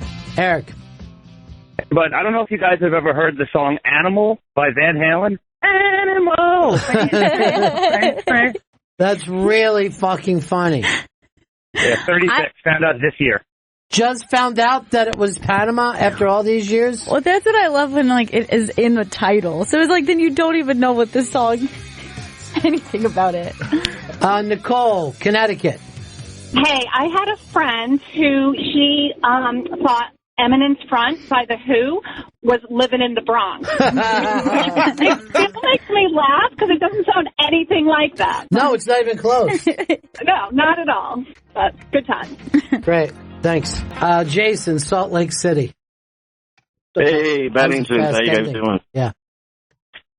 Hey, when I first met my wife, she was belting out, don't go Jason Waterfalls. She thought it was his name, Jason Waterfalls? Yeah. Don't go, Jason. Jason Waterfalls, my boyfriend. I tease her about it. Yeah. Rob, Long Island. Ronnie B, to this day, I still believe that The Bitch Is Back by Elton John, he sings 8 meat on a Friday, that's all right. 8 even less of it on a Saturday night. Yeah, I can't imagine. All right, let's go over here to Cigars and Scotch. For years, I thought Turbo Lover by Judas Priest was Terrible Lover. That's fucking great. Nick and Augustine. I got 2 quick ones. My daughter's 3, obsessed with the Ramones, and she thinks in Blitzkrieg Bop they say shoot them in the backpack. Shoot them in the backpack. Yeah. And then when we were kids, we used to sing Take Me Down to the Paradise City where the girls got balls and the guys got titties. All right, well, you just made that up, though, to be Well, that's just like a nice little parody. Yeah. Frank Poughkeepsie. Hey, my sister was the queen of misheard lyrics. She used to think the Bee Gees sang Bald-Headed Woman, and the AC/DC song was Dirty Knees in Your Dungarees. She just isn't even trying, this kid. Bill in Tucson. Hey, how you doing, Ron? Good, man. Hey, for the longest time, the song Lunatic Fringe from the 80s, yeah. I think it was done by INXS or somebody. I honestly thought, until about 10 years ago, he was saying, let me speak French. Why didn't you just not do it? Just go ahead and do it. Let me speak French. But that's all I got. Have a good one. Thanks. Here's, I don't know how you can mess up Lunatic French to Let Me Speak French. It's not even close. Vince, Delaware. Hey, it's a Dave Matthews song. It's one of his more popular ones. I never looked up the lyrics to hear it right, but it always sounds to me like he's saying, hike up your skirt, little boy, and show the world to me. No, that's exactly what he said. Yeah. You were not wrong. That's it. It's controversial, I know. Milo, North Dakota. Yeah, a couple things. That Lunatic Fringe, that's by Red Rider, right? Mm-hmm. And then that Weird Al song, it's actually My Bologna, not Rice-A-Rona. Didn't somebody do a Rice-A-Rona, though? Yeah, I thought it was. Here's Jim in Michigan. Hey, it's Tim. Yes. Dharma and Greg. Greg was singing, I want to rock and roll all night and part of every day. And part of every day. Little kiss thing. Max, Florida. Hey guys, I was a kid when the Go-Go's came out with Our Lips Are Sealed. Yeah. I used to think it was called Alex the Seal. It's fucking great. Alex the Seal. They're just singing about a really friendly seal. Carl, PA. Hey, Bennington. Yeah. When I was going with my wife, which is a long time ago, my ex, she would say, instead of saying kind of a drag, she would say Canada Dry. Canada Drag. It's just like a little product placement of the song. This is that first line, Chris. What? See if you would hear Canada Dry. Canada Dry. Canada Dry should try to pick that up for their new jingle. Well, they can't afford one. Canada Dry. John in Florida. Yeah, Bennington, how you doing today? Yeah. My wife used to do message in the bottle, but she would say, a year has passed since I broke my nose. A year has passed since I wrote my note. Okay. She sang, a year has passed since I broke my nose. Just reflecting back on the year. Robert. Just think a year ago. It's just a year ago that I broke my nose. Robert in Baltimore. Hey, Benningtons. Hey. There was a song by The Who where they had a line, Teenage Wasteland. Sure, Bob O'Reilly. Yeah, you got it. I heard that as Teenage Waitress. That's First of all, that's fucking hilarious. Second, the fact that you'd be surprised that I knew one of the top 5 songs in the history of music. Oh, so you're familiar with this? Have you ever seen The Who live?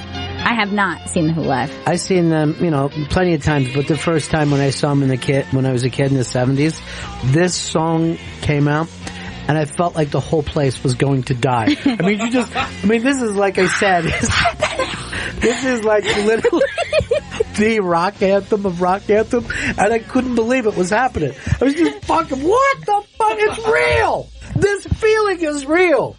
We're in it right now!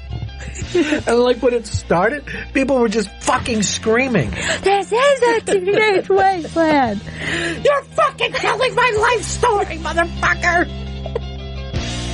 They're all waitress.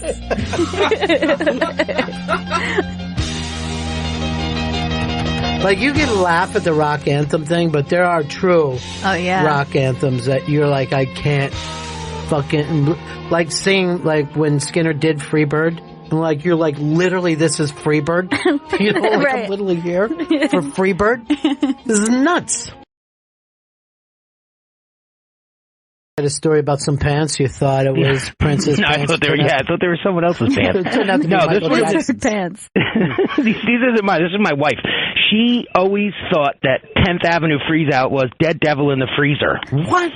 And every time we hear it, I just laugh about it because I always think Dead Devil in the Freezer. She's from Jersey. I know, it's kind of a travesty. She was more of a goth kid, not much of a Springsteen kid. But then she would like the Dark Wave. Is that what it's called that they play? Yeah, the Dark Wave is late night on First Wave. Yeah. And the whole time that we were listening all weekend, they were threatening it. We were like, fuck, we're 2 hours away from the Dark Wave. We are listeners of, we listen to First Wave quite a bit in her car when we're driving around. Wonderful. Making out like the whole time. Then you listen to Devil in the Freezer? Dead Devil in the Freezer. That's the funniest story I ever heard in my life. All right, Johnny, talk to you later, buddy. Later. David in Jersey. Yeah, hi. What's up? I lost all my street cred in fourth grade when I was certain that Gilbert O'Sullivan's song was Alone Again, Aunt Chalene. Aunt Chalene? That doesn't even make sense. No. That's not even a word you were singing. You should have just thought about it for a minute. John, Jersey. Hey, what's going on? Yeah. When I was little, I thought Bruce Springsteen, Prove It All Night was about pooping all night.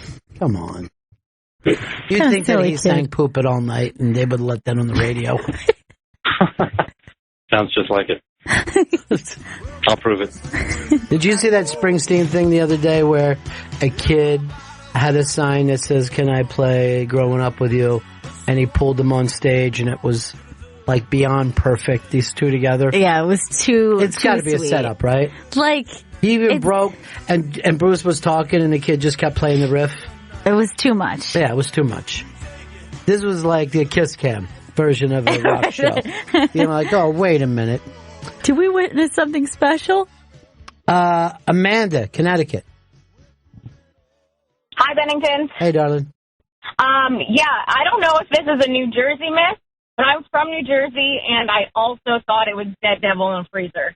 All right, come on. I'm so serious. So I don't know if people in New Jersey are just singing it that way, or... Why would anyone think it was Dead Devil in a freezer? I have no idea. I'm sure there are people in Jersey going, no, this is not a Jersey thing.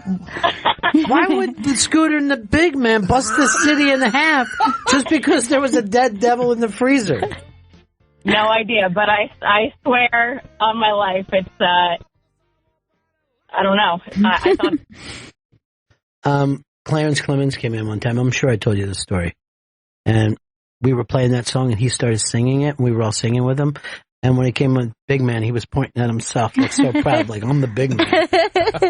That's it me. was adorable. Eric, what's up? Hey y'all, Dirty Deeds Done Dirt Cheap by AC/DC, whatever that song is actually called. That's actually it. Well, awesome. I thought it was about a guy named Dirty Dean and his Thunder Jeep. Look, you're no dumber than every AC/DC lyric. Did you see the guy online who did the last chord of every AC/DC song? Check it out. Just put that up, Chris. You'll be able to find it in seconds. So I know you. He went back and he just found the last chord of every song that they do, and he put it together. You got it, Chris? It's coming up now. Good. I can't wait. See how long before you tap out on this. Wrong video. Oh, Jesus We're Christ. so close. Are you producing this show or producing a fart? Which one is it? There's no farts inside of me. You're going to be fart knifed. You went back to the same one you had before. All right, let's go. But hold on. Let me re-explain it. This is the last chord of every song done by AC/DC.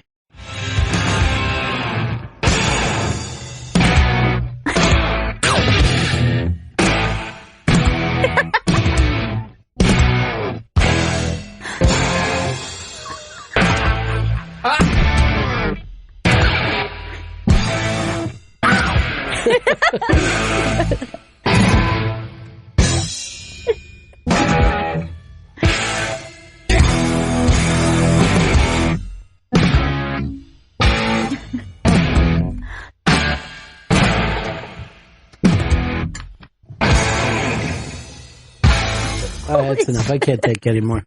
Consistent. Yeah, it is. There's a consistency to that band. No doubt about it. Here is Bo. Bo in Tennessee. Hey, Mr. B again. Gail.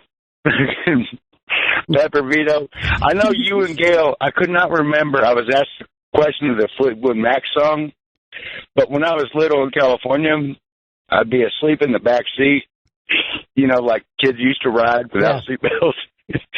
But I always thought Stevie Nicks was singing women. They will come and play with Bo. Thought it was about yourself. Yeah, I thought it was all about me. And That's adorable. You thought a lot of yourself as a child. Now, Chris? All right, we'll move on to Charlie. Charlie in Rhode Island. Charlie, we got you, bud? We lost you. Let's go to Mike in Savannah. Mike. Hey, Benningtons. Hey, I always thought, I'm pretty sure it was sung by Jose Feliciano, but do you know the way to San Jose? I always thought it was Santa's sleigh. First of all, I don't know why I thought it was Jose Feliciano. Second. You're incorrect often. Yeah. So long. Why would Dionne Warwick and Jose Feliciano sound the same? And then later, the version you heard, Gail, played by the Tubes. That's what the Tubes is like, the main version? No, this is. Oh. But the Tubes did a weird version of it. All right, producers are jumping all over that right now. Never mind. Let's go to Ryan. And hey, guys. Yeah. So my buddy used to think instead of only the good die young, he was singing only the good times, yo. Only the good times, yo. This is a little more positive. Only the good times, yo. Only the good times, yo. That's what I focus on. Chris, Niagara Falls. Hey, Ron, Electric Light Orchestra's Evil Woman, they used to double the evil and go evil. I thought they were saying medieval woman. Medieval woman, just thinking about a person in the, 1300s. I didn't get it. All right, let's go. Here's Dan in Orlando. What do you say, Dan? What up, Ronnie B? How are you? Good. My idiot ex-girlfriend thought that Holler Back Girl was Harlem Black Girl. I ain't no Harlem Black Girl. Why is she pointing that out? It actually makes more sense than Holler It's the Back name of the Girl. song, though. Yeah. Oh, yeah, that is true. It's right there on the record. But I never understood what a Holler Back Girl was. I don't think that was a thing. Is that even a thing? No. No, I don't think it is a thing. It's just made up. Yeah. Dan in Colorado. Hey, Ron. Hey. In the Jim Blossom's Hey Jealousy song, I used to think instead of ain't no sheep for driving, I used to think it was ain't no sheep for dragging. These are fucking great. Mike in Jersey. Bennington. Hey, buddy. Hey, I always thought that the Goo Goo Dolls didn't know the names of the grown-up Baldwins in that song Name. No. Come on. Now you're going for funny guy. You're just going for funny guy. You're a funny guy, aren't you? Literally, at least 2 years ago, I found the right words. Seriously, you thought that they were curious about the Baldwins. I don't even know where you get that from. Yeah. Lindy in Alabama. Yeah, I used to think that Elton John song, Someone Saved My Life Tonight, was Someone Shaved My Wife Tonight. Never. You Come didn't. on. Why would someone shave a wife? Some of these are ridiculous. John. Her name was Sugar Bear. Here's John in Kansas. Phil Collins, Invisible Tough Shit. Invisible Touch. If you listen to it, it's spot on. No. Eric in Asheville. Oh, hi, buddies. Hey, buddy. My whole life I always thought in Enter Sandman was dreams of war, dreams of lies, dreams of dragons, fire, and a baked apple pie. Yeah. And the baked apple pie. I'll give that to you, because those are not easy to understand. Yeah, there's Bill's lyrics are not easy. Bill in Florida. Hey, my ex-wife used to think pour some sugar on me was pour some sugar on love. Pour some sugar on love? I have no idea. Me neither. John in Nebraska. John. Hi, mine's not as colorful, pretty simple, but it made me the butt of a lot of jokes in third grade. I thought Pete Townsend's Let My Love Open the Door was Let Milo Open the Door. Just their friend Milo. I thought the same. Let Milo open the door. It's about right-wing. All right, Milo. All right. Milo, open the door to your heart. Hey, we got a break here. We're going to be back with Joe DeRosa Joe's got a new special out. New special and a new album, You Let Me Down. It's available now in stores and online. And it'll be on Come to Papa Live at the Village Underground tomorrow night at 8 p.m. We'll be right back. Bennington. Welcome back to Bennington. Joe DeRosa is in studio. Joe's album, You Let Me Down, is now available in stores and online. And they'll be headlining at Laugh Boston this Thursday, Friday, and Saturday. Go to laughboston.com for tickets. The very hilarious Joe DeRosa. It's good to see you. Good to see you, pal. How's everything? Good. I'm tired I'm not used to New York living anymore. You got here and just to go. Did it I got here Sunday, and it's been nonstop ever since.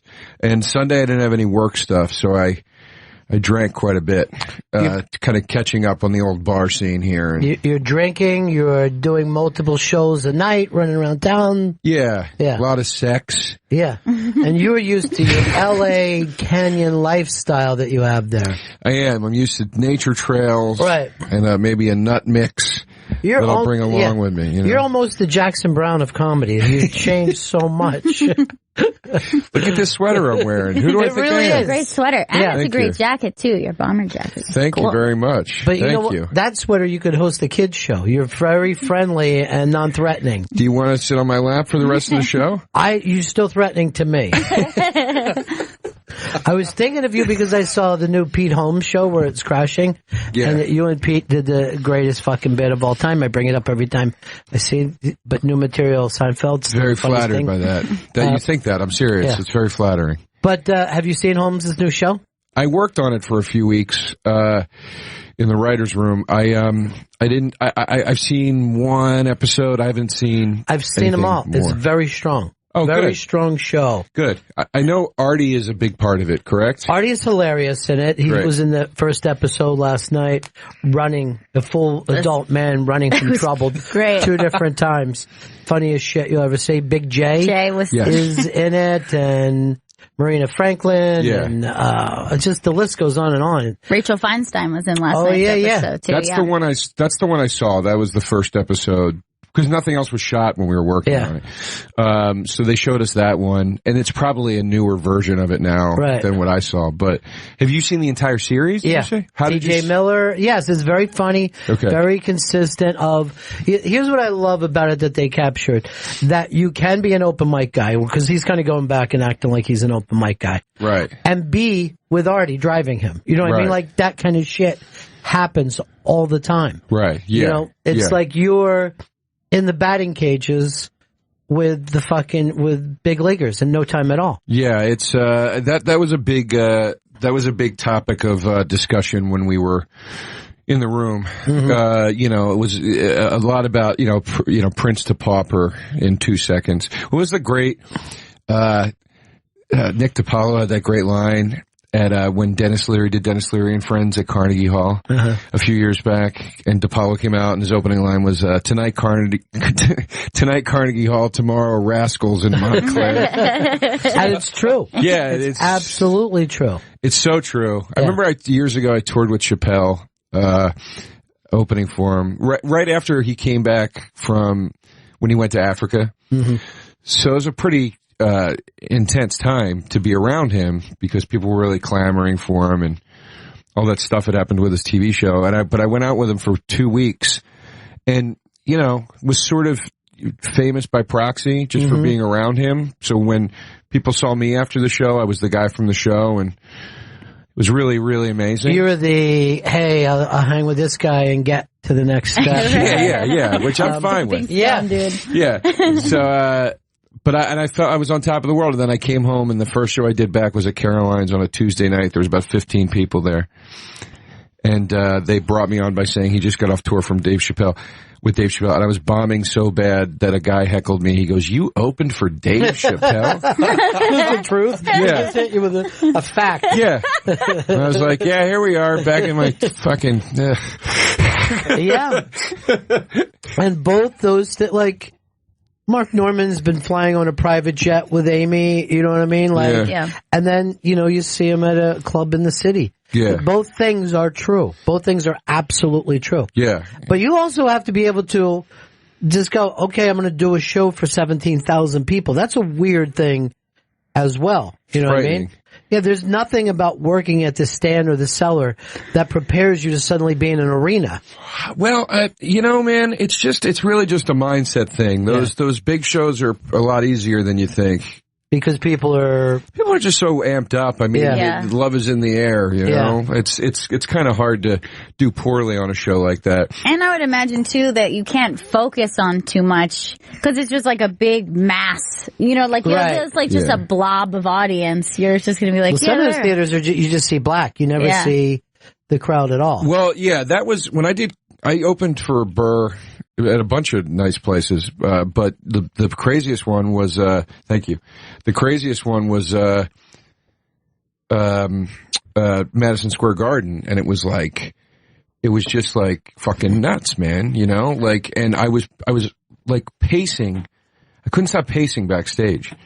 To the point where he didn't yell at me, but he kind of yelled at me. Mm-hmm. He's like, stop fucking walking, what the fuck, sit down, DeRosa, it's a show, you know? And I'm like, dude, I'm really, really fucking nervous, man. Like, cause it was like 25,000 people, I think. And, I was nervous up through like taking the mic out of the stand. Like I was still nervous. And, before I could open my mouth, these people started screaming from the side, and I just turned and I go, can you shut the fuck up, please? And let me enjoy this 15 minutes of my life. And then everybody clapped, and then I was like, oh, it's a club. Right. I'm in a club. You just yell at the drunk, and I can only see the first 2 rows anyway, so those other people might as well not even be here. But it is Madison Square Garden where, you know, the Stones played, Led Zeppelin played. I mean, there are certain places, venues, that are absolutely famous. Yes. Yeah, it's a famous place. And then, you know, one day somebody will say Bill Burr was here. Right. Joe DeRosa. Somebody say who? This is where DeRosa told the drunks to shut the fuck up. The history of this place.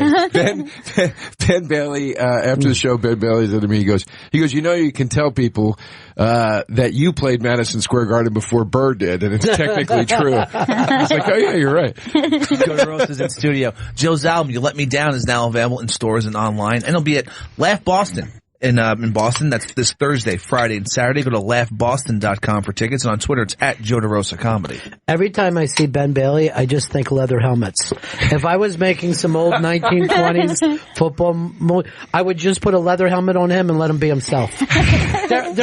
He's got such an old school look. You don't even run into that. I know. He, I always had ideas for Ben. Yeah. You know, but I have no money or power to get them made.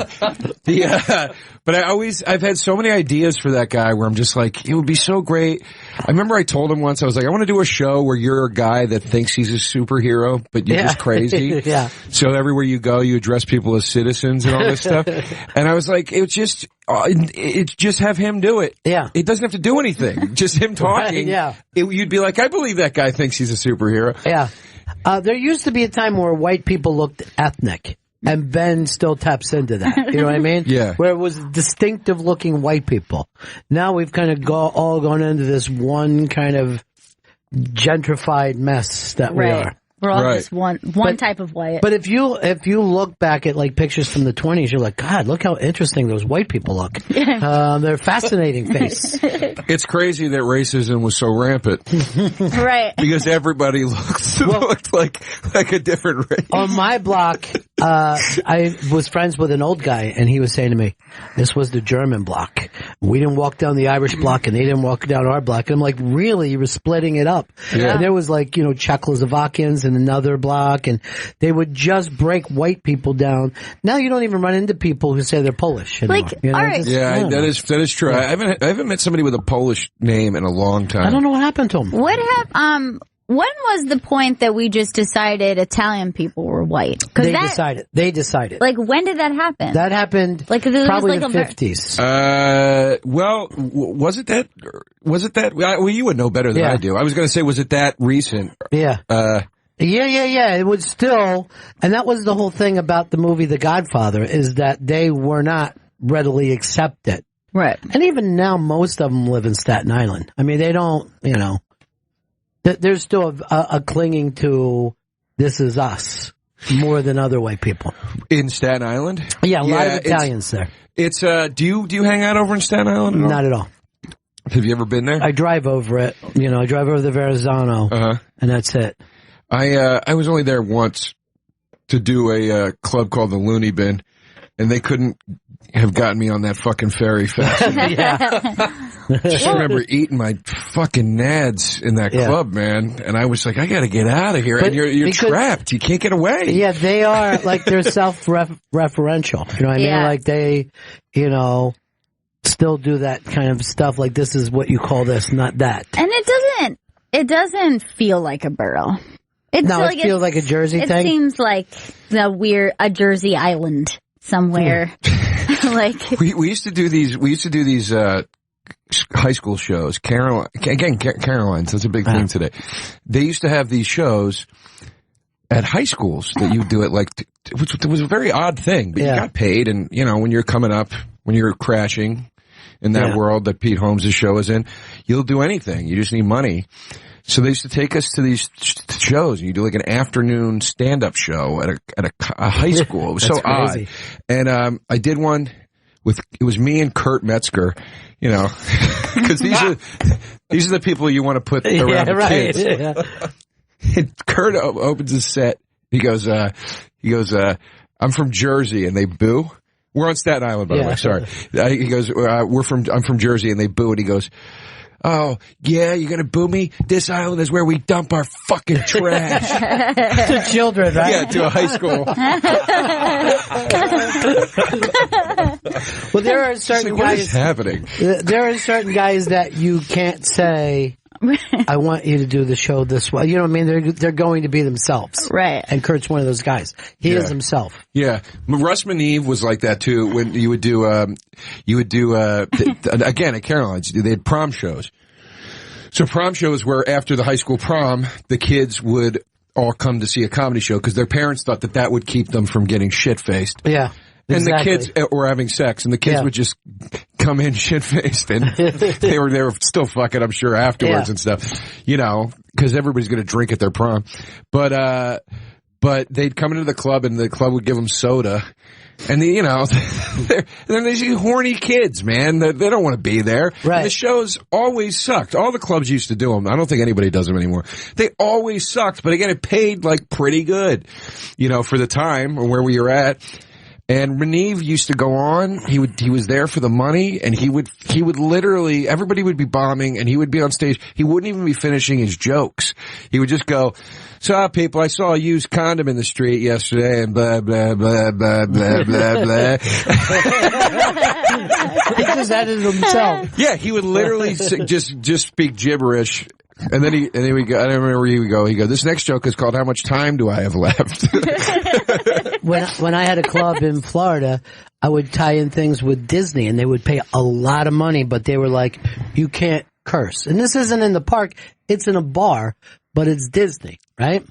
And they would put us up and give us free passes and food. They were great, but they just couldn't curse.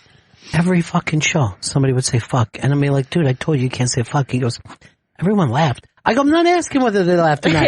I'm telling you, the guy who fucking paid me, and you were making the deal, says don't say fuck. He goes, I'll never do it again. A comedian that will never keep their word. Because if they're bombing, or if they feel like, oh, this is even going well, they're going to tag it, no matter what they promised you. Yeah, we did a big corporate thing down in Texas for a bank or something, and we weren't allowed to say. Yeah. You know Eddie Brill? Yeah, sure. Eddie brought us down. And it wasn't a bad gig. It was fun, but it was me and Pete Corielli and Tom Cotter but it was like you couldn't. It was so weird to me that you weren't allowed to curse. You know, I think you were allowed to say shit and damn or whatever, but you weren't allowed to do sex jokes. You weren't allowed to say fuck. And I just thought that was so odd for to be in a place with grown-ups. You know, I guess for their Christmas party, you know. But I guess because it's work, you know what I mean? I guess, it's a corporate HR thing. It was a massively corporate event. You know, they had rented out this entire hotel. You know, I remember, saying to them, like, this is what people want to see a bank do right now. Yeah.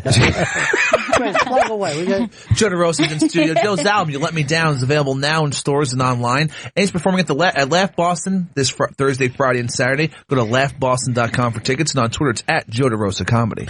And you feel good about the special and the album? Yeah. It's a disgrace. I don't know what I was thinking. No. I'm thrilled, man. I'm very proud of it. I worked really hard on it, and it's the hardest I ever worked on material, the longest I ever worked on it. It took me over 2 years to. Normally, you've always been more casual about your material, and I just, this keeps coming up when I talk about it. There was a period where I was putting an album out every year because nobody wanted me to do. Nobody would give me any work, so I couldn't do anything except go on the road and. I wasn't getting writing gigs or anything like that or acting or anything, so I had to, I would just go on the road and do what I could do. And it would result in putting out an album and hopefully making more money on the internet from it. But this, when I started working on this when I moved to LA, so thankfully some gigs out there allowed me to let it marinate a little longer and, just kind of slowly work on it, which was a big payoff. Right. I hope to keep doing it that way. From here on out, but I'm very proud of it, and they let me direct it, and it's got to feel great to say here is where I am at this point in my life, and just a historical thing. Because think of how many shows that you do that are great, but they've been forgotten through the years because they've all been forgotten. Yeah, this has been forgotten. Already, you've already forgotten. In this day and age, nobody can remember anything. I will tell you this: I will never, and I wasn't there, and I've heard the story, and I make people retell the story to me, and that's you doing "What's Your Fucking Deal" with Sinbad. And I find the fact that he's in the crowd. You know how they do that? Yeah. And Sinbad did not get off stage. He did. This is no lie. He did 2 hours. And he was the last guy, and it wasn't just like him and everybody did their show, which was like 15 minutes or whatever. He was 20 minutes. Yeah. And he did 2 fucking hours in Toronto. And I hear that, and I die, and I go, now take me through every detail to when Joe finally broke. I was so excited to finally meet Sinbad. And also to be doing the show. I love doing that show with Jay. I'm doing it with him at South by Southwest this year. And it's really fun, particularly when you get to do the crowd mic, because you're out for the entire show. Yeah. So I was excited particularly about this one. And Sinbad came on, and I was like, this is fucking cool, man. Yeah, it's classic. Sinbad, man. He's killing, and I was laughing. I wasn't even saying shit. I was just like, just let this guy do it. Like, I was just having a great time. And then, I don't know, it hit around 45 minutes, and I was like, oh, it's been kind of long, but whatever. And it's about, an hour 10. Now at this point, I'm starting to like mill around the back of the room, And, hour 15, hour 20. Now I'm going up to the people that work at the club in the back, and I'm like, am I an asshole? Or is this still happening? Like, what the fuck? And they're like, no, Jesus Christ, man, right? This is taking forever. I was like, yeah, right? And it hit about an hour and 30 minutes, no bullshit. And I go, Sinbad, I gotta go to the bathroom. Can I just go? I gotta run out and go to the bathroom. Because he was interacting with me and stuff. Yeah. And he goes, no, can't go to the bathroom. No, you gotta stay in here, man. Like real, do or die. And by the way, he's got his opener with him on stage the entire time. He just brings that kid out with him, and that kid just has to sit there and basically riff with Sinbad, but he would do this thing a lot where he would ask the kid a question, and then the kid would try to be funny, and then Sinbad would be like, shut up. So you're young. You don't know what you're talking about. And it's like, this poor kid is just, this is his job, is to be like Sinbad's fake son on stage. Anyway, so it hits like an hour 30, and I'm like, hey buddy, I gotta go to the bathroom. And he's like, no. At this point, the chunks of the crowd have left, because they're getting tired and stuff. He's now it's now gotten down to him talking about a different world. Like he was taking questions. He was taking about. I swear to God, he was taking questions on a different world from the audience with this real, like, almost like a Norman Lear symposium attitude. Just up there, like, we didn't realize what we had at the time. And it's like, yeah, it's a good show, man, but Jesus Christ. And then it hit an hour 45, and I left the room. Yeah, and I walked. It was a cordless mic. I walked all the way around into the green room, which is behind the stage. So I literally had to almost walk a full circle to get to the green room. And I went into the green room with the cordless mic, and Jay was sitting in there, and he goes, "What's up, dude?" Because it was kind of like, "Why are you in here?" I put the mic down. I go, "I'm fucking done. I'm fucking done." I go, "Dude, Jesus Christ, man, he's going to hit 2 hours. I'm done." And he's like, "Yeah, dude, sorry about that." I'm like, "This is your show, you fucking cocksucker. Yeah. Why am I the one sitting out there?" Well, Jay had figured to himself, I can't take Sinbad down. You know what I mean? Like, you know what I mean? Like Sinbad, because they were so excited to get him. And then it's like the monster that wouldn't leave. You know what I mean? That old Belushi bit where you're great when the guy shows up, but it just doesn't stop. But I think it's the funniest story. I saw him afterwards, and I was like, "Hey, man, that was fun." And he was like, "Yeah, that was fun, man." Because he said a couple things to me during the course of it that were kind of like,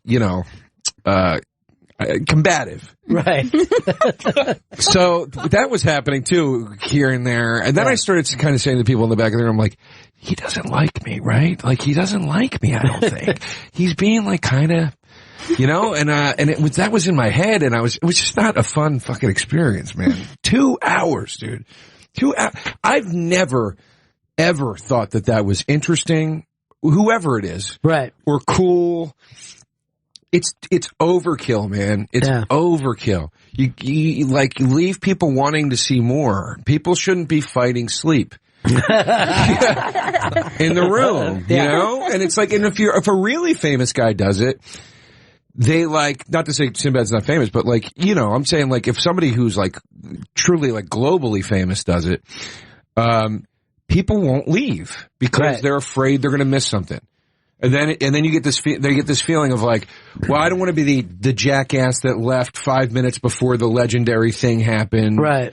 Where the comic took his dick out or whatever. You know what whatever I mean? it is. You're That's there. what I'm always waiting for. That special night, sure. It's not that hard to find a comedian that'll do that. Yeah. Joe DeRosa's in studio. Joe's album, You Let Me Down, is available now in stores and online. And he'll be performing at Laugh Boston this Thursday, Friday, and Saturday. Go to laughboston.com for tickets, and on Twitter it's at Joe DeRosa Comedy. Chris, also, I just noticed you've decided to go to a 1964 Beatles haircut. You got bangs right now. You do have bangs. I've never seen you with bangs, and They look teased. It looks like you've teased your bangs. Sonny. He's like Sonny from Sonny and Cher. I'm going to take that as a compliment. Thank you. Well, why wouldn't you? Yeah, Sonny was a nice looking man. Yeah. By the way, for those of you at home, through a large portion of that story that I was telling, Rich Voss was on the other side of the glass making jerk off signals to me. By the way, you can literally imagine any show that's happening. Because anytime he's in the hall, he wants you to see him. Has anybody needed more attention on planet Earth? It's hard to say. Than Voss. It's hard to say. And the weird thing is, I always give him the attention that he wants. I'll just, yay, there's Voss. You know what I mean? Like every time. We were on, the last time I was in town was November, and we were on Opie's show together. And Rich was talking about how the guy from Dirty Jobs wrote this long, I think it kind of went viral. He wrote this big thing on Facebook about the state of the world and politics, and it's very, very, thoughtful piece. And Rich was talking about it, and he was like, it was so spot on, it was so whatever. And he goes, I never knew the guy was that prolific, right? And I hear it, I'm like, this fucking idiot. And I don't say anything. And I just sit there, And like 15 minutes later, he came at me about something. He's like, your shoulders stink or whatever. And I go, guess what? I wasn't going to say anything, but you used the word prolific wrong, you fucking moron. And he goes, why did you say it? I go, because I sat here and waited till you acted like a cunt. I go, you meant profound, Rich. And he's like, no, it could mean the same thing. I'm like, no, it can't. So funny. Poor bastard.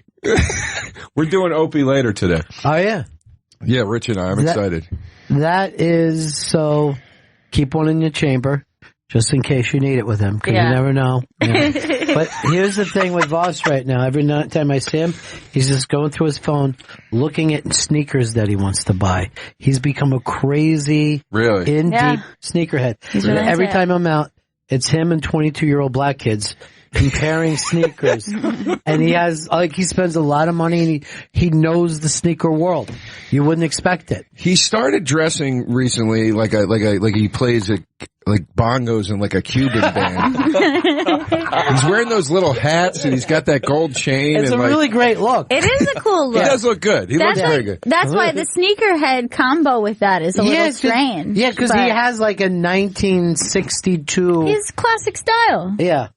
Yeah, it is very 60s. You're right. But by the way, Joe, you could do that in a heartbeat, that look. You have the late 50s, early 60s look about you. Thank you. Thank you. Yeah. I don't know. Yeah, thank you. I would look ridiculous in that hat, though, I think. No, it doesn't have to be a hat, but I think the right suit on you, have that, you have the old school show business look. Yeah. And I always thought that. I think you rock a madman style. Absolutely. Very easily. Thank you. I dress up well. I clean up. Yeah. I clean up nicely. But see, I think you could buy the right casual clothes, and it would look like you and Sinatra were in Palm Springs this weekend. Right. Right. Well, and then if I carried a golf club too, that would help. You should just carry a golf club on stage. Chris, you're not plugging it off. He's got a big album out. He's headlining a club. He's got a big special out. It's all exciting. Joe's headlining Laugh Boston this Thursday, Friday, and Saturday. You go to laughboston.com for tickets. And his new album, You Let Me Down, is available now in stores and online. Thank you, Chris. We're not going to mention New Material Seinfeld? New Material Seinfeld. That was on the Pete Holmes show. I would love to see that as the movie. It's the funniest shit in the world. I'm still working out New Material. Is that funny? Is that funny, Pete? It's we tried to do more. It didn't catch on the way we thought it would.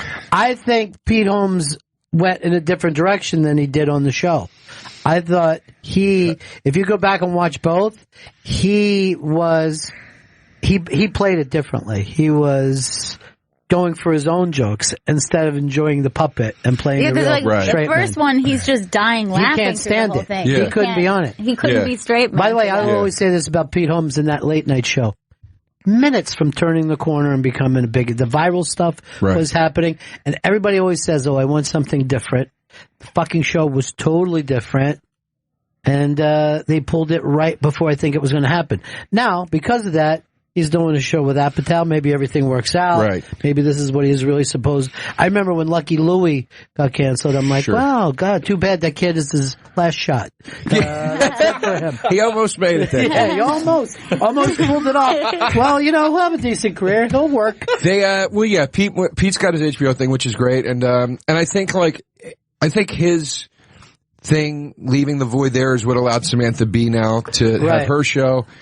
Because I don't think they would have been looking for that show had Pete's show stayed on. Right. And she's doing great, and I think that is what they wanted. I think they did get something different, and it's got a lot of bite, but Pete's not the guy that's going to get up and do an abortion rant, you know what I mean? I had no idea until this new show how naive he came into the city. I mean, that alone. The fact that he was this Christian guy, only been with one girl, was basically... He was like a real hayseed when he got to New York, which has got to be the toughest thing in the whole world. I used to hang out with him all the time back then, and he was like an all shucks. I mean, he was the kid that got off the bus with the suitcase and the straw in his teeth. He just really. I remember being out with him one night. We used to do shows up at there was a club called the Boston Comedy Club. Yeah. You remember that place? And down below was a bar called Bag It In. And it was the same owners. So if you performed at the Boston, you could go down to the Bag It and hang out till all hours or whatever. Excuse me. And I remember one night he had 4 or 5 girls that he went to college with come see him. They were all cute. They were falling over themselves talking to him. And I remember just sitting in this bar thinking, this kid doesn't know what the fuck to do with this right now. Like not that I would have had much of a better idea, but he was just so innocent. Like he was just so like green in life. You know what I mean? So it was a big surprise when I found out. I hadn't seen him for a while. He got Best Week Ever early on, and he was touring the colleges a lot, and I didn't see him for a long time. And then when I did see him again, I was like, where have you been? And he's like, my wife cheated on me, and we got divorced, and now I'm doing like the alt comedy scene, and he was really had like become a new person. So it was very strange to see him metamorph. You know, he got worldly. I mean, his wife doing that maybe was the best thing to happen to his comedy. You know what I mean? Yeah. You know what I mean? Well, Hurt is the best. Yeah. Hurt is the best. I was cutting myself before I came in here. Don't stop now. Enjoy it. Chris, you don't plug anymore? What happens with you? God, Chris, this is embarrassing. I'm going to go right now. sorry. Yeah, he's got a new album out. I mean, maybe you figure Opie will do it later, but you're going to do it now. And You Let Me Down. It's available in stores and online. He's headlining at Laugh Boston this Thursday, Friday, and Saturday. Go to laughboston.com for tickets, and you can go on YouTube to see new material Seinfeld. Yes. And in 15 minutes, Rich Voss will be interrupting him on Opie's show. Yeah. So almost when he gets to the funny part, Voss will come in with a different story. I think I have a little break before I go on to Opie, so Voss will get settled in, and then I'll come into it. Did I met Seinfeld? Did I tell you when I met Seinfeld? No. It was a 2-second interaction. Yeah. She was with Sebastian Maniscalco. Oh, yeah. And I'm friends with Sebastian, and they were coming into the Comedy Store, and I was like, holy shit, that's Seinfeld. And I'd never met him, and I was like, hey, Jerry, look, I'm a comic, like, I don't mean to bother you. Just want to say hi and tell you that I'm the guy that did the new material Seinfeld puppet on Pete Holmes' show. And he goes, oh, that's a very funny bit. I like that bit. And I was like, cool. And he's like, all right, take care. Went in deep with you. Yeah, but I mean, I was like, if I'm going to meet Seinfeld, that's the best case scenario, I guess, right? He's like, yeah, you did a funny thing that was making fun of me a little bit, you know? Right. Well, the odd thing is, because we've only seen confident Seinfeld. So that bit is funny of just Seinfeld doing material but not trusting it. And it's hilarious. I don't know. Is it any good? Yeah. Yeah, well, we always thought the idea, at least this was the idea, that it was, you know, the idea of, because we tried to write the jokes to honor Seinfeld. Yeah. We love him and his comedy, so we wanted to honor that, and we tried to write as best as we could to make it sound like a Seinfeld bit. But the funny part to me was that this guy who was so precise about everything is quietly spiraling. You know, like he is Larry David, right, behind closed doors. But it's like if Michael Jordan was afraid to take the shot, just to see Michael Jordan hesitate, look, no, you know what I mean? That's the funny bit. So when he keeps coming back to Pete, does that work? Is that funny? Yeah, that's the fucking thing that kills me. And I didn't get that. Admittedly, I didn't get that at first. Yeah. I didn't get that. Like, Ward Bremer, who was a producer and directed the sketches and stuff on the show, he would say to me when we first started doing it, he'd be like, "You got to hit those. Is that funny?" And I was like, "That's not even funny. What are you talking about?" I'm like, "The funny part is that this fucking puppet's losing his mind talking about how many ways he can say the word cage or whatever. You know what I mean? Yeah. Like how many, or green or what, you know.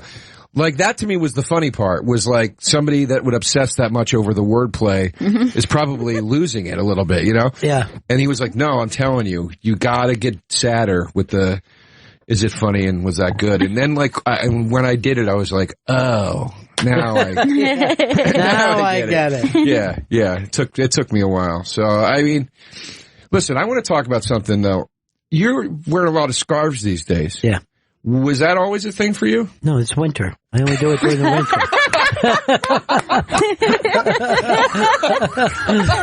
All right, fair enough. I have a winter scarf thing, and then, like you have a sweater on. You're not going to wear it in August. Right. Yeah. Who knows? Yeah. But you're wearing well, here's why I say is that a thing you're doing. You're wearing the scarf inside. Yeah. But I saw you in November, and it wasn't particularly cold, but you were still doing the scarf, and it looked more like a style choice than a winter choice. Oh, I didn't know that. I didn't realize that. So November, and it's not even, you say it was a warm November. I saw, it wasn't, it wasn't bad. I mean, the couple weeks I was here, it was fine. Okay. It didn't feel too bad. So you think, because we, I don't take the scarf off because I don't want to lose it. And, but, you have a lot, we're outside more than you are in any other city. You know? Like, when you grew up, where you grew up, you go to your house to the car and then to the car to the building. Right. Here you're outside. Yeah. All the fucking time. Yeah. Starts to get to you. You don't got to get angry about it. Here's the thing, I want you to know that, Joe. You guys are getting along I'm getting to the point now that if I catch a cold, I could die. You know what I mean? Like, uh-oh, Daddy's got a cold. Did you check on him? So I thought you were doing a style thing. Because you wear like a trench coat sort of a deal, right? Yeah. So that with the scarf, that's very stylish. Yeah, it almost has like a painter vibe to it. You know what I mean? I kind of do. I paint, as you know. Do you really? Yeah, I paint. I didn't know that you did that. Yeah. What do you paint? Well, I do landscapes mainly. And just like I'll go to an alley and I'll paint it. And then I'll look at it and I'll go, what if everything was different colors? I come back, change it all. So I'll have like the same painting, right? But all just slightly different. The color schemes are different. Really? Mm-hmm. Can I see some of your stuff? I would love to. The next time that I'm showing here in the city, I'll invite you. Do you sell it? Oh, yeah. Really? Yeah. Does it sell for... That's good money. Well, I'm not going to say I don't get I'm not getting Basquiat money, but I hope after I die, these things will sell for a lot more. What's the highest painting of yours has ever sold for? The highest painting I've ever sold for, and it was only one, so this isn't a thing, for $25,000. Really? Yeah. How long did it take you to paint it? It took me 6 hours. But it was like the person connected with it. Right. I don't take a long time to paint. I paint fast. I paint fast and get out of there. And then I'll just, like you see like little chips of paint on my clothes sometimes, because I'll just be as fast as I possibly can. Now you draw, right? Yeah. I can't draw that well. But as I paint, it starts to come together. Of course, freehand. What are you going to trace it? You know how to trace it, Chris. Photographs, maybe. You're not a dirty tracer. I tried painting for a little while. Mm-hmm. House painting? Yeah, times were tough. Good money as well. Yeah. No, I tried paint. I still have lots of paints and brushes and canvases and stuff. Well, we should get together and paint one day. I'm not that good at it. I was trying to do abstract stuff, and people I had people kind of coming over and being like, "Yeah, did you paint that, man?" And I could tell they were like, "This sucks." Right. You guys should do a collabo though, like a Basquiat Warhol collabo. Well, the thing is, I'm very particular about my work, and he's already telling me that he's bad at it. You know what I mean? Like, I don't. I'll send you pictures of I kept 4 of the things I painted that I actually really quite like. Right. They're all abstract. Now, did you study? Did you go to the... No. I started doing it because when that adult coloring book thing happened. Oh, yeah. My mom is into that, and I was like, why do you do that? She's like, they say it's the equivalent of meditation. And I thought, you feel totally different when you paint. Yeah, and she goes, you should try it. And I thought, well, I don't want to color. I don't give a shit about that. But I was like, well, I could paint things. That would be fun. And you just kind of go into another world. Here's the great thing about painting, even if you're not good at it. You paint, and then go to a museum after you've painted for a while. And the whole experience is different. You can sit and look, and you go, now I understand these brush strokes. Now I understand what they're doing. Because what people don't realize, most of the time they've seen the great paintings in magazines or books. But when you're there, standing there, you can see the physicality, the thickness of the paint, the brushes, the imperfections, that as you step back, it changes. I agree. It's a very physical thing to be involved in. I like modern art quite a bit. And I went to a museum in downtown LA to look at modern art after I had painted for about a year, and it was completely no experience. Because then you're standing there going, Jesus Christ, that must have taken forever. Because you can see you know what it would take to make the canvas look this way. Or Well, whatever. here's the other thing.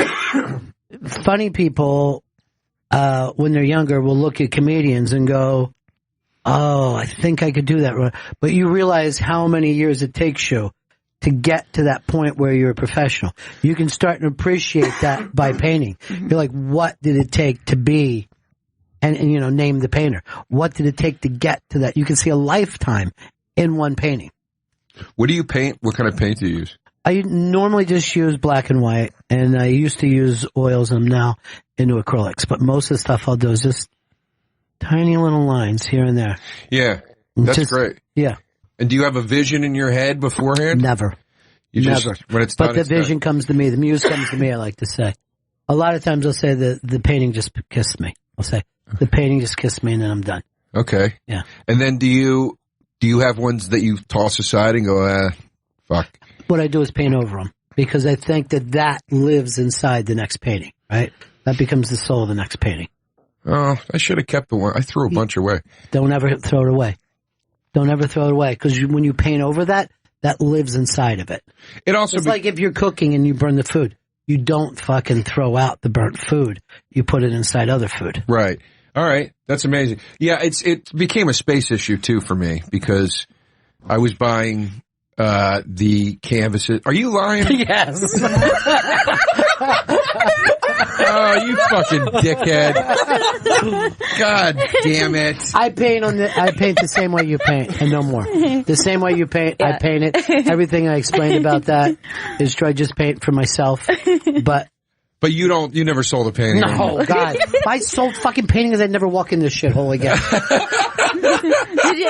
I think it's the most romantic life that you could have, to actually be a painter. Is what gave it away that I just was really intensely reading your plug for a minute. No, you were started laughing. Looking away, and I'm like, this is interesting. Man, I didn't bought see this. that. Yeah, no, you would have forever, too, if not for her. Yeah. We could have done this for years, and I would have loved it. Yeah. I would have went to museums with you. I'd went to the art stores, the burnt picked food stuff out. really made me laugh because you're like, you don't throw away burnt food. You hide it inside other food. But that actually was true. That's when I lost it. Here's the thing. Because we're doing abstract, we could even went out and painted together, and you were like, yeah, he's really good. I know. You know what I mean? Because know. you look at Pollock, and you're like, somebody should have said to him, stop it. But do you really go down spin art to do the alley thing or whatever? No, that's all bullshit. I could never paint that well. So you fuck around on the canvas, and you go, all right. Yeah, fuck around on the canvas, and then I'm done. It's nice. It's, Chris, plug, because we got to make room for Opie. Joe DeRosa has been in the studio. Joe's album, You Let Me Down, is available now in stores and online.